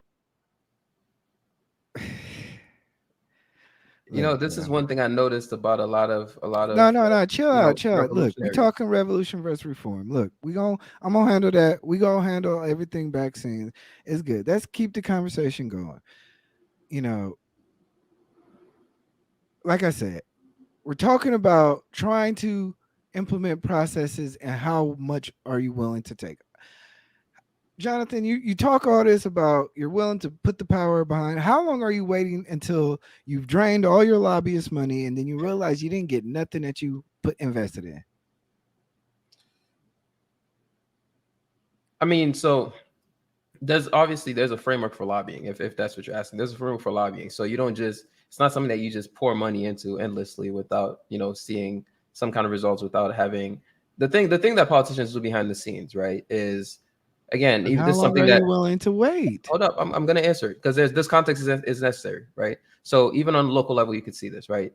What they do is they, like, when dealing with lobbyists, when dealing with that kind of framework, they understand that there's expectations of them. And first of all, they're not even there for, you know, they have terms, right? And so the point is, you're not gonna get this money until you give us the results that we get, the results that we want.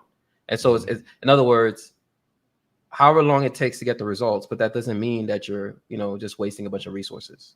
If that makes sense. Like however long it takes to get the results, because maybe you just can't get the results. Maybe you have, you know, sets of politicians that are willing to actually push your push your ideals forward, but they don't have the majority support that they need to, you know, actually get what you need for to approved, right? So that's something that happens all the time as well.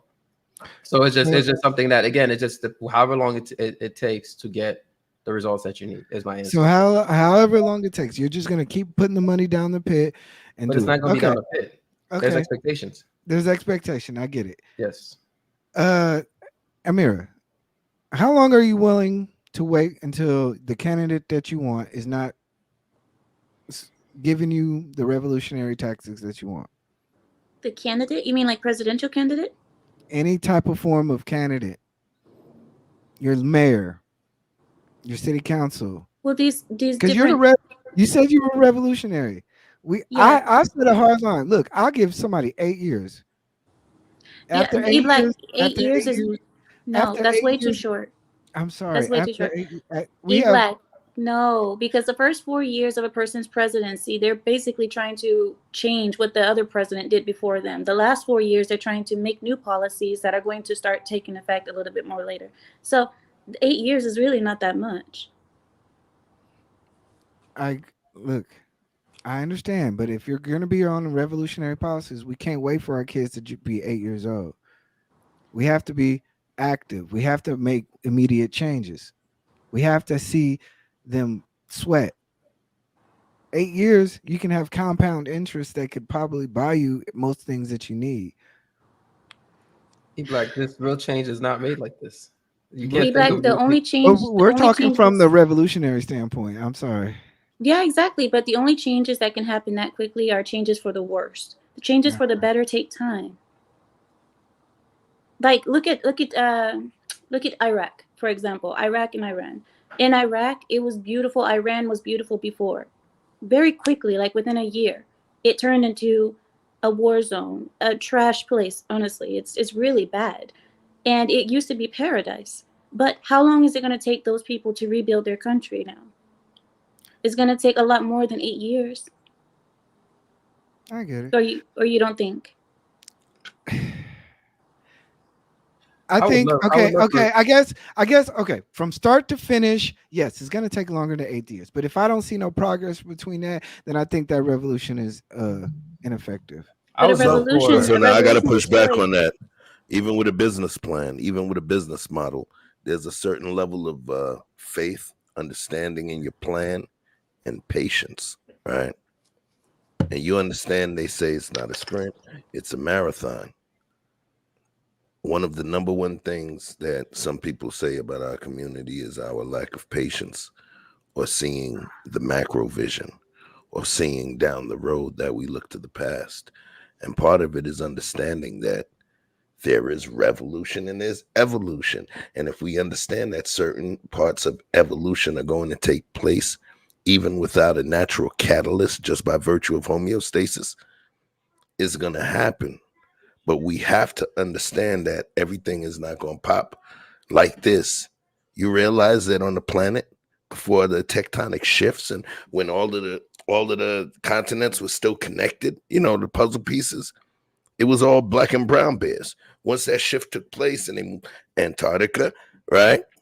North Pole, what ended up happening? The ecosystem, after certain bears, black bears, brown bears, grizzly bears started dying, they started evolving. Their coats became white. They started to gain a higher degree of fur in certain areas that they naturally did not have, so that they would eventually be able to survive that environment, right? That's evolution. But with revolution also, there takes intelligence, logistics. It can't be just like this. It's not going to be just like this. You get what I'm saying? Dr. Ernesto Che Guevara, he was killed. Logistics are critically important. And if we look at it, even within the dynamic of what those folks we consider our opponents, if people are anarchists and say government, then we have to understand the rule book and the playbook that they're using and move by the same playbook. Some things are incremental changes. Some things are immediate changes.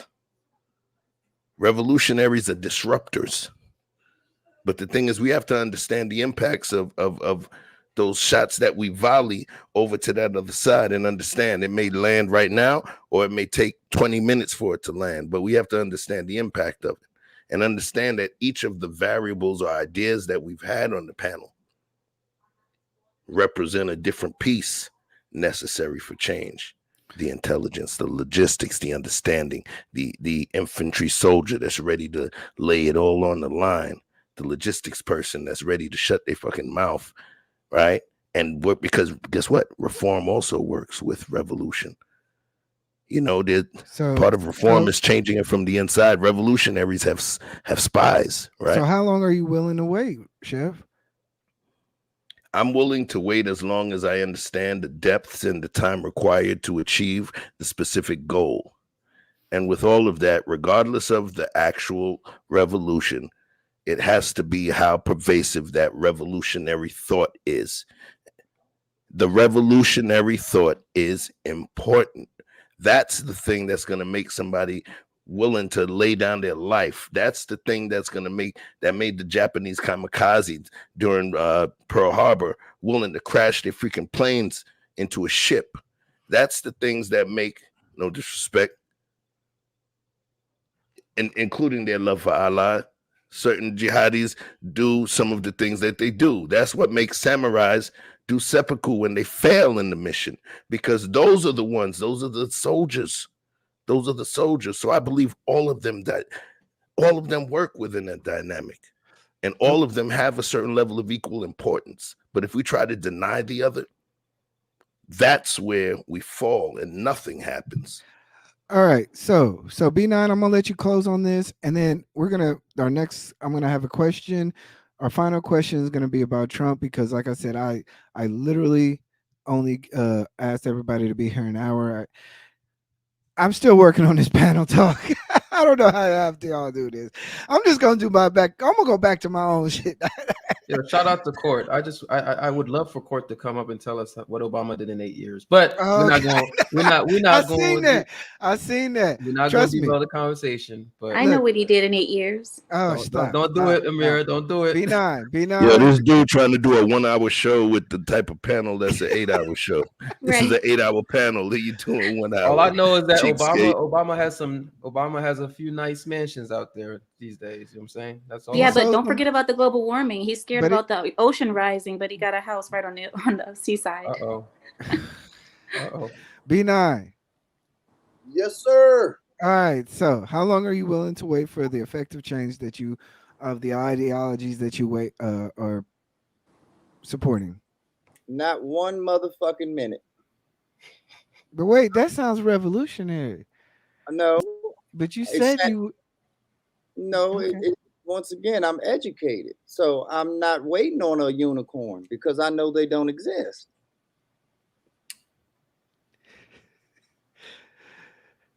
Okay. Yeah. Now 1 minute. All right. Now- so like I said, I like I have said, disconnected from the whole system. I do my own thing.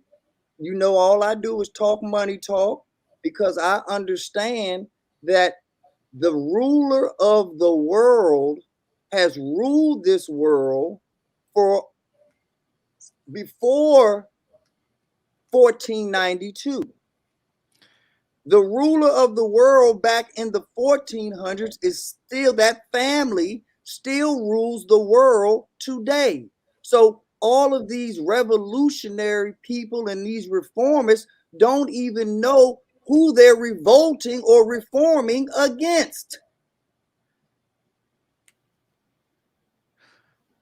I get it. Look, I get it. But the whole point of this is revolution versus reform, and I'm trying to get us to the standpoint of talking about in regards to what we are willing to wait for in regards to change. Are we?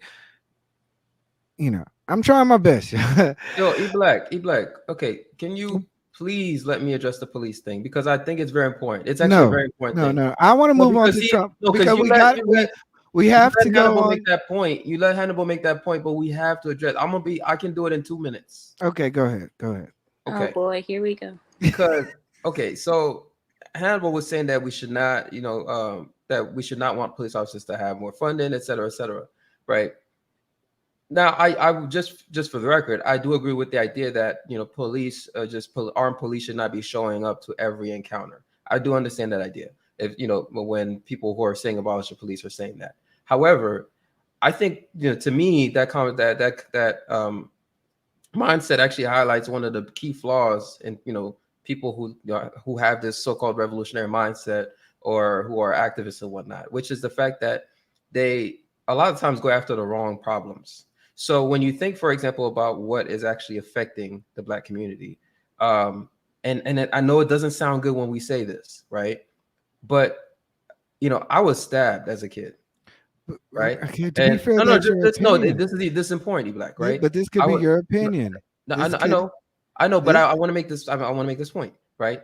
And I think when I think about it as a Black man, right, my biggest not just my opinion, but actually factually, like if you look at the data, my biggest threat is not the police in the first place. So I think the first thing that we should be addressing, the main focus should be ourselves. The main focus should be, what are we doing within our communities that's causing us to so much death and so much whatnot. But instead, we say the issue is the police, which I'm not saying there's not an issue there at all. I'm sorry.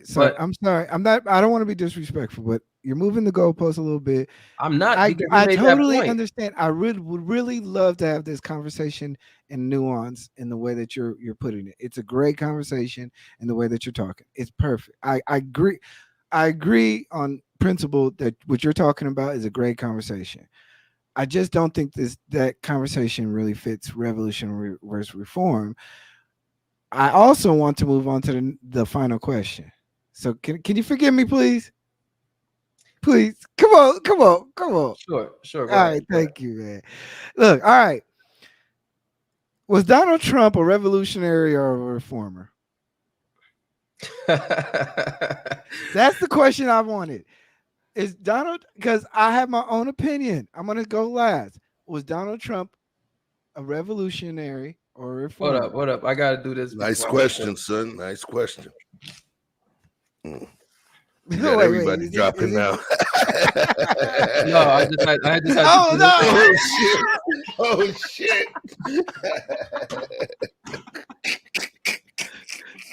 Well, there went my black card instantly. there go my eBlack card right quick. Yeah, golly, one panel. Yo, son.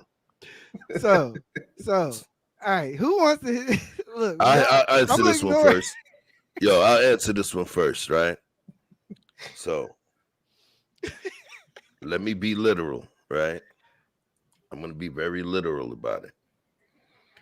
The difference between a revolutionary and a reformist is the person that will work his way into a situation and try to create change on the inside, almost like medicine or chemotherapy. A revolutionary is the one that will come out and just cut the fucking tumor out, right? So I believe that Trump, he tiptoed his way at first as a reformist, right?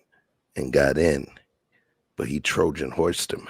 And then he went and flipped revolutionary. And that was what ended up happening, because at some point in terms of flipping revolutionary, he was like, hey, yeah, I'm not just a regular politician like these trained politicians. I'm giving you something different.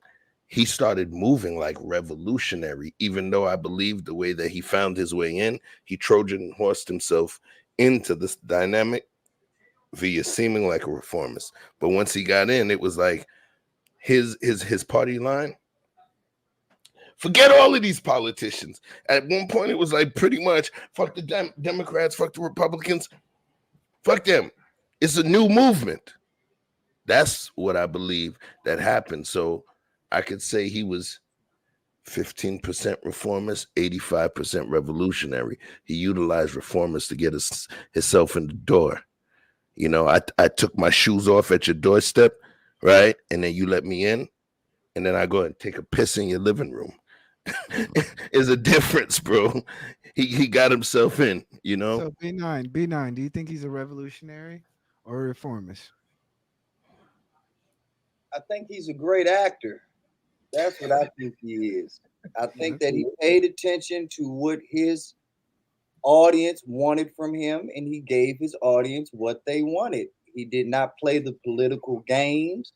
He did not do anything that Washington is traditionally known to do. And with me being a native Washingtonian, the shit was hilarious to me to see all of these gray and blue suit wearers going crazy, pulling their hair out. Never and he's neither one, because there's a certain respect and decorum and intelligence that comes with both being a revolutionary and a reformist. He's neither one of them. He is an opportunist. That's what he is. And he capitalized on the opportunity, and he's still capitalizing on the opportunity because he has the people's ear, because they want drama. They want to be entertained. And he got a very large base with the quote, "You're fired." And that momentum has not stopped till this day. Yeah. And I agree, B9, because the thing that we talk about, just all revolutionaries aren't socialists or Marxists, and all revolutionary, it's an ideology. It's a process. It's a populism. It's using the populism and group politics to effectively make changes in a most immediate fashion. And what you're saying is absolutely right. So, you know, I hate to say I agree with B9, but yeah, Amira, because I don't even want to talk to Jonathan. Like, why? But the last point that I want to make, and then I'll pass it on. Okay. The only reason Trump wasn't reelected is because the Republicans went against him. The Republicans came out with the ads that took him down. His own party took him down. So 4 years wasn't enough for them. They knew that it was worth more to get back to conservative Washington politics, business as usual, irregardless of party line. They chose decorum. And they said that I will rig this election and go against and cut my nose despite my face and vote for Biden just to get back to a decorum. And so that's what happened. Because if the Democrats had to win that election on their own, Trump would have a second term. But that goes against the fact that, okay, I'm sorry. And I know you didn't argue for a revolutionary, right? But if somebody was to say that he was a revolutionary, then that would be saying that the people who voted him in didn't give enough time, right? But then you're also saying that the people who voted him in, he didn't do exactly, he went too far. It's harder to kind of believe. No. It's not the people that voted him in. Oh, it's people it's his co-workers. It's the people that he had to work with in his day-to-day life. What they considered to be a 5-star restaurant, he turned into Burger Shack. And in their mind, they said, no, I need to get back to white napkins and a salad fork. Okay. And I will do whatever it takes to get back to the way that we do things. Nice, dull, bland, dry, and we can slide things under the legislation and get laws passed at 3 a.m. in the morning. But we can't do that with Trump because he keeps the spotlight on us 24 hours a day. He is 7-Eleven. And we're trying to close and lock the door so we can do some business in the back alley. I get it. Look, like I said, I'm trying to respect everybody's time. I literally am, and I apologize, you guys. I know I told you guys an hour, but I try, y'all.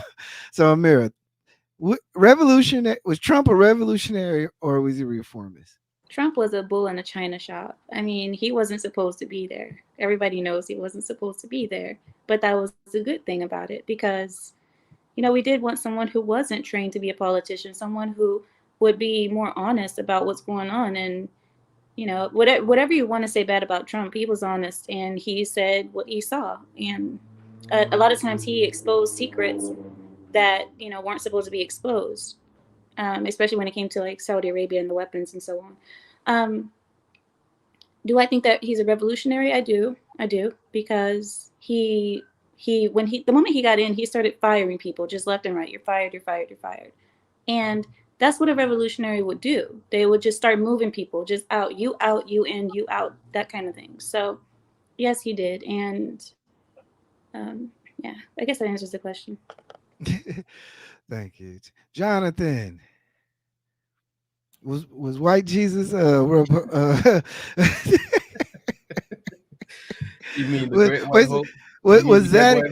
No. Was Zaddy Zaddy revolutionary? The Great White Hope. Great White Hope. Exactly. Yeah.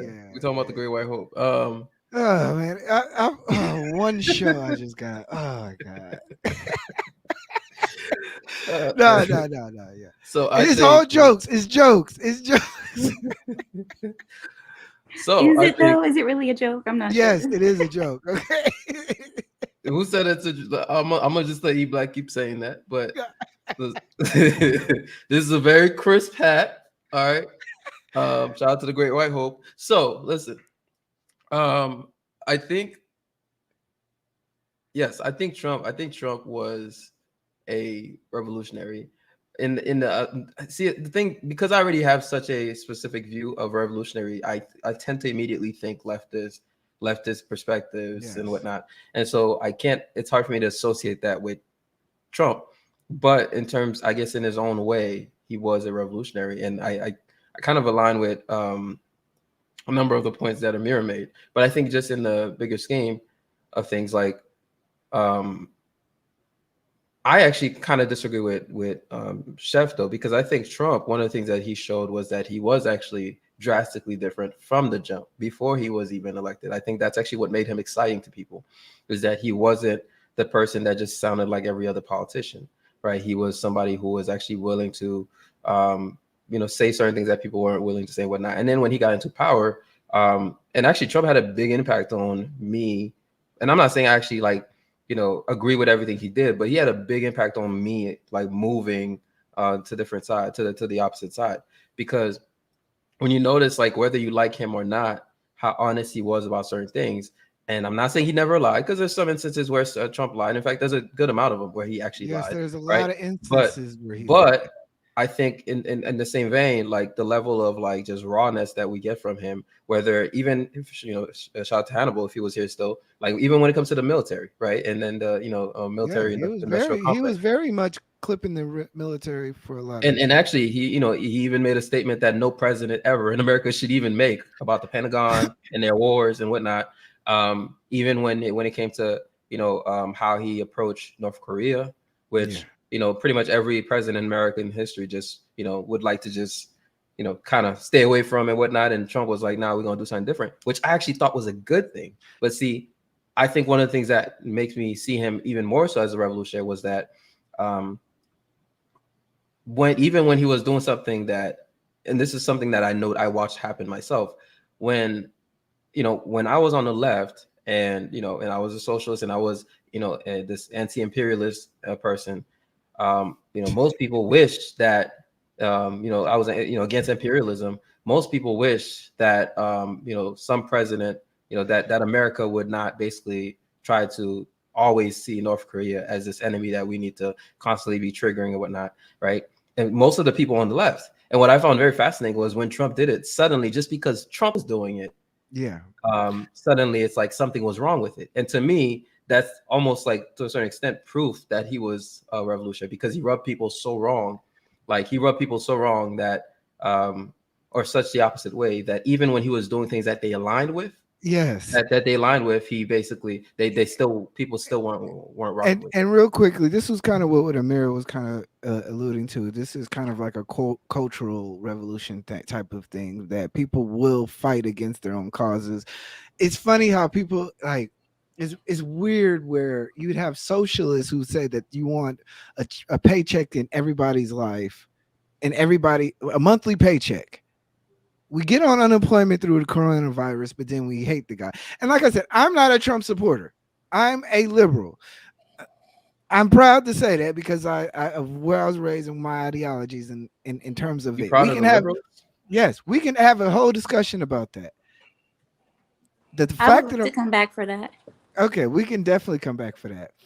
But the fact of the matter is that people will openly go against their own ideologies, if they don't have a feeling that their ideologies are being represented by the powers that are in plan. Even a revolutionary guy like Trump. And you're absolutely right. On both sides, it just didn't, to me, it just didn't make sense. He was in a lose-lose situation. So I got to push back on the pushback. A quick pushback. I know I'm long-winded. I'm trying to keep it as short as possible. Right? No, Chef, I got you. Hold on, Chef, I got you. Okay, cool. Hold on. Cool. Oh, you gonna hit me with a clock? Fuck you. Okay? So listen, JB, I'm gonna tell you this. I understand what you're saying, but naturally it's gonna sound crazy. I don't believe you actually disagree with what I'm saying. What I stated needs further clarity. Remember, he didn't approach the Republican Party. The Republican Party approached him, and he had his shtick that he was going with, and that's what they were willing to get him to do. I like that, what you got going on. Do this shit right here. Do this, okay? Do this right here.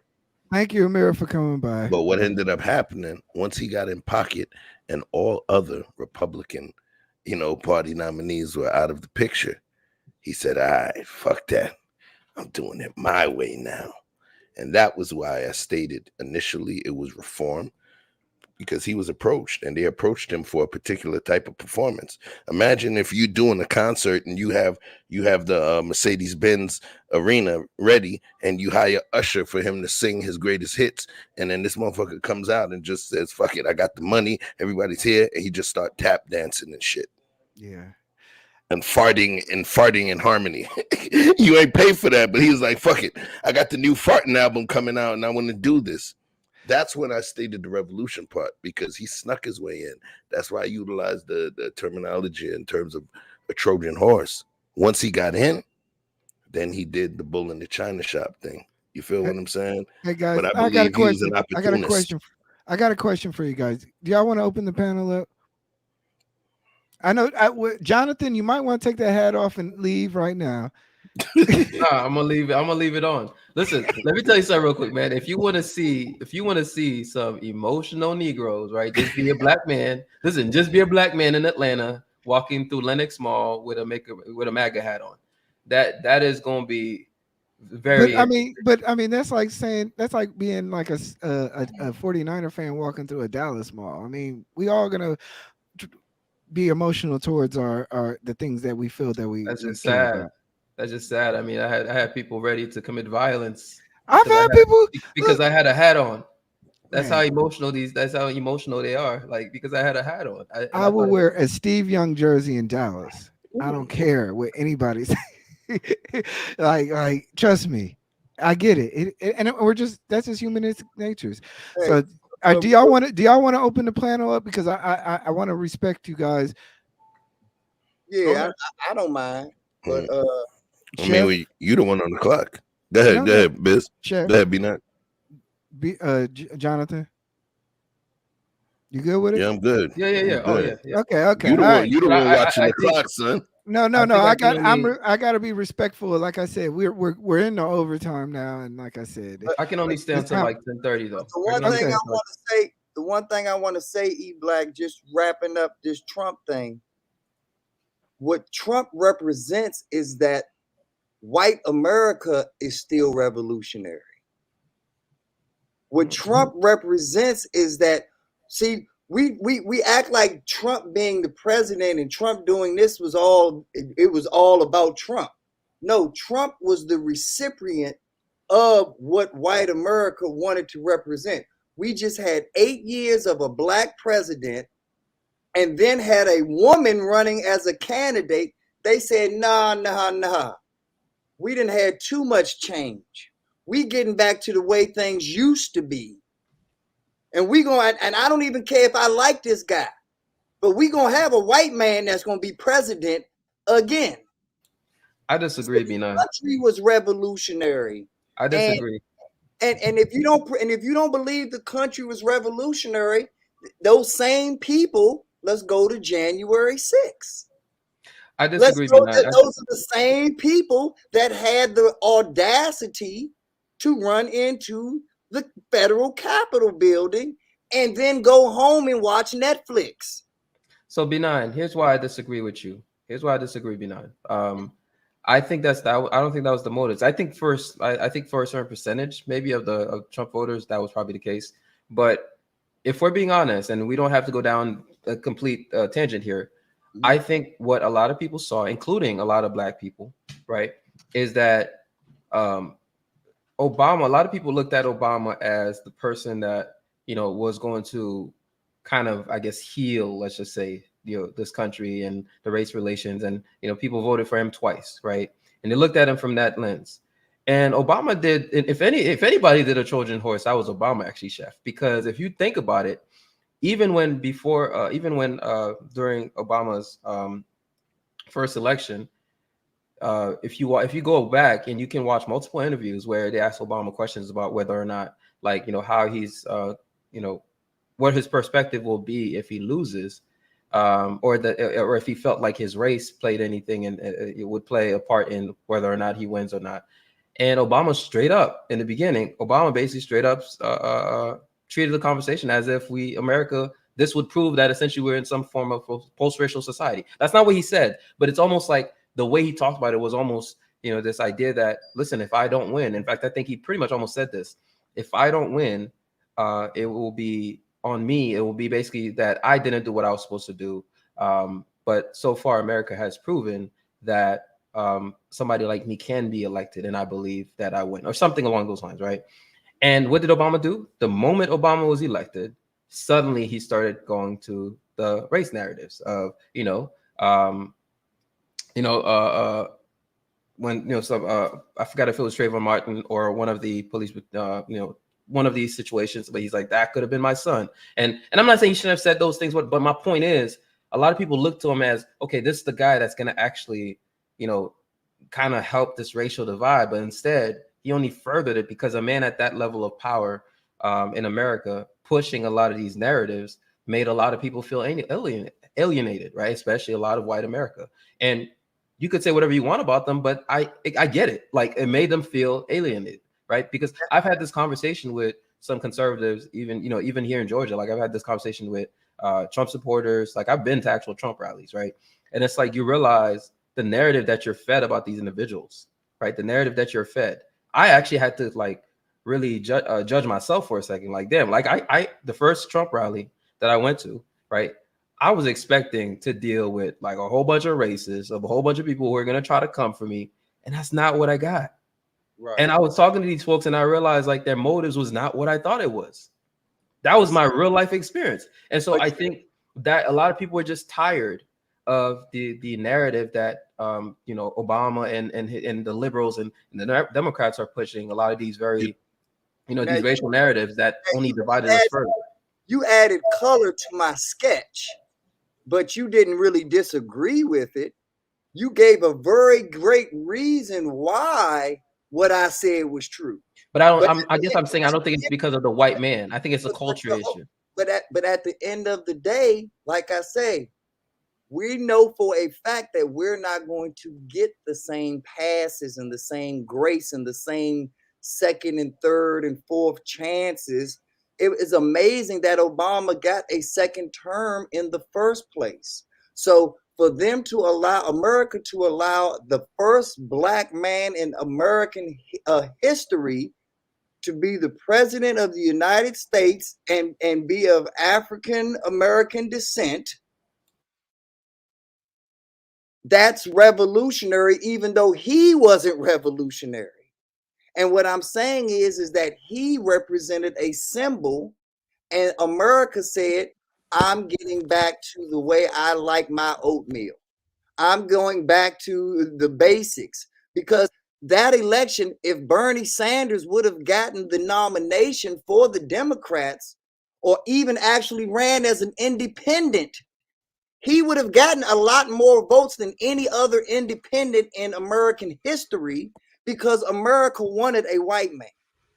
Everything that you're saying, that's not why. That's not how that works. Everything that you're saying is true, Jonathan. No, but what you're saying about Bernie is not right. Let me finish. Oh, go ahead. My bad. Everything that you're saying is true.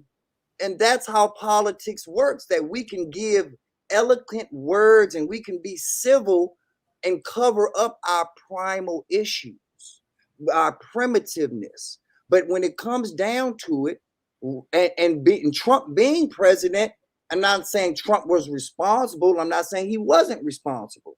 But Trump being president proved how primitive we still are as a society, and still are going through race relations, and still going through these basic things that we claim that we're over.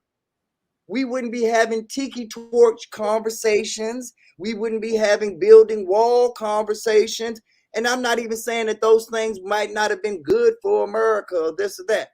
But the way that he went about doing it sparked up a lot of ill feelings and old harbored feelings that we thought that we finally had buried. But we can't bury those feelings, because at the end of the day, no matter how many cell phones or metaverses we have out here, we're primitive. So eBlack, I agree with you that we don't really disagree on a lot here. But the key part that I do disagree with is I don't think it was a white man thing, because even with Bernie Sanders, right? I think the Bernie Sanders phenomenon is the fact that a lot of America, whether we like it or not, I don't know what the exact percentage is, because we don't really have reliable data on this, but A lot of America, whether through these college campuses and even some of these folks in the Democratic Party like AOC and whatnot are leaning more and more towards socialism, and are leaning more and more towards a lot of the, at least the tenets of, like, Bernie's platform. And so a lot of Bernie's supporters, a lot of people who are going to vote for him, I don't think it had anything to do with him being a white man. It was mostly, and in fact, that's why you see that the very folks who were going for Trump, and even a lot of people going for Biden, went so hard against Bernie, right? They pretty much, I mean, the liberals literally sabotaged Bernie, right? They literally sabotaged him. So so this is why they went against him. Donna Brazile did it personally. Correct. Well, I guess we could say Hillary Clinton, but we're not, we don't want to have that conversation. But anyway, like they sabotage him. So I think it was less of him being a white man and more of, we just, especially a lot of the, I guess millennials want more socialist policies. Now, that being said, even if Bernie got all the votes necessary, I mean, there would always be some way to prevent this man from becoming president, because they just wouldn't align with America. Like, but the problem with it is I agree with you that the party sabotaged him, but the people and the voters sabotaged her. Her own party, Bernie Sanders beat Hillary Clinton. Donald Trump didn't beat Hillary Clinton. The party, the actual voters were so butthurt that their man Bernie didn't get a fair shake, and they saw all of the things that you just brought up. They saw these things, and they made Hillary Clinton suffer by not voting for anybody because they didn't see their man on the ballot. So they didn't vote at all, thus giving Trump the electoral college votes that he needed, even though he lost by 3 million votes on the popular vote still. He got the votes in the right places. Where traditionally white men thrive. Was it really that significant though? Because it seemed, at least from what I had seen back then, I'm not looking at the data now, but it seemed that a lot of people who were pro Bernie, once it became clear that, okay, this ain't gonna work, a lot of them jumped on the Clinton bandwagon. A lot of them. Bernie, I don't think it was. I think more of them jumped on the Clinton bandwagon than not. Bernie, till this day, is still apologizing to a lot of his supporters and constituents because he forced the issue of saying support Hillary Clinton because she's the lesser of two. He basically says she's the lesser of two evils. And so he really wasn't sincere with saying support her, but he knew that, hell, I either get to be fried in the frying pan or I get the Burger King open grill flame. Well, damn, I'll take the frying pan. But he was getting cooked either way. I guess I need to take my camera off. I'm the only one cammed up. All right, there we go. Look, I say this, man. Okay, what the hell? Hold on, let me just drop this real quick, Tristan. Hold on, let Tristan. Welcome to the chat. You back? I hope you wash your hands. That was mad fast, son. That was kind of long for number one. That seemed like that was number two action right there, family. Yeah, man. No, trust me, y'all should see my face when I came back. But yo. I want Tristan to get in, and then look like he's sweating. Yo, he ain't taking number one. That was a mean shit. Yo, that's Bubble G's. You see those veins? Look at those veins. Look at those veins. Hold on.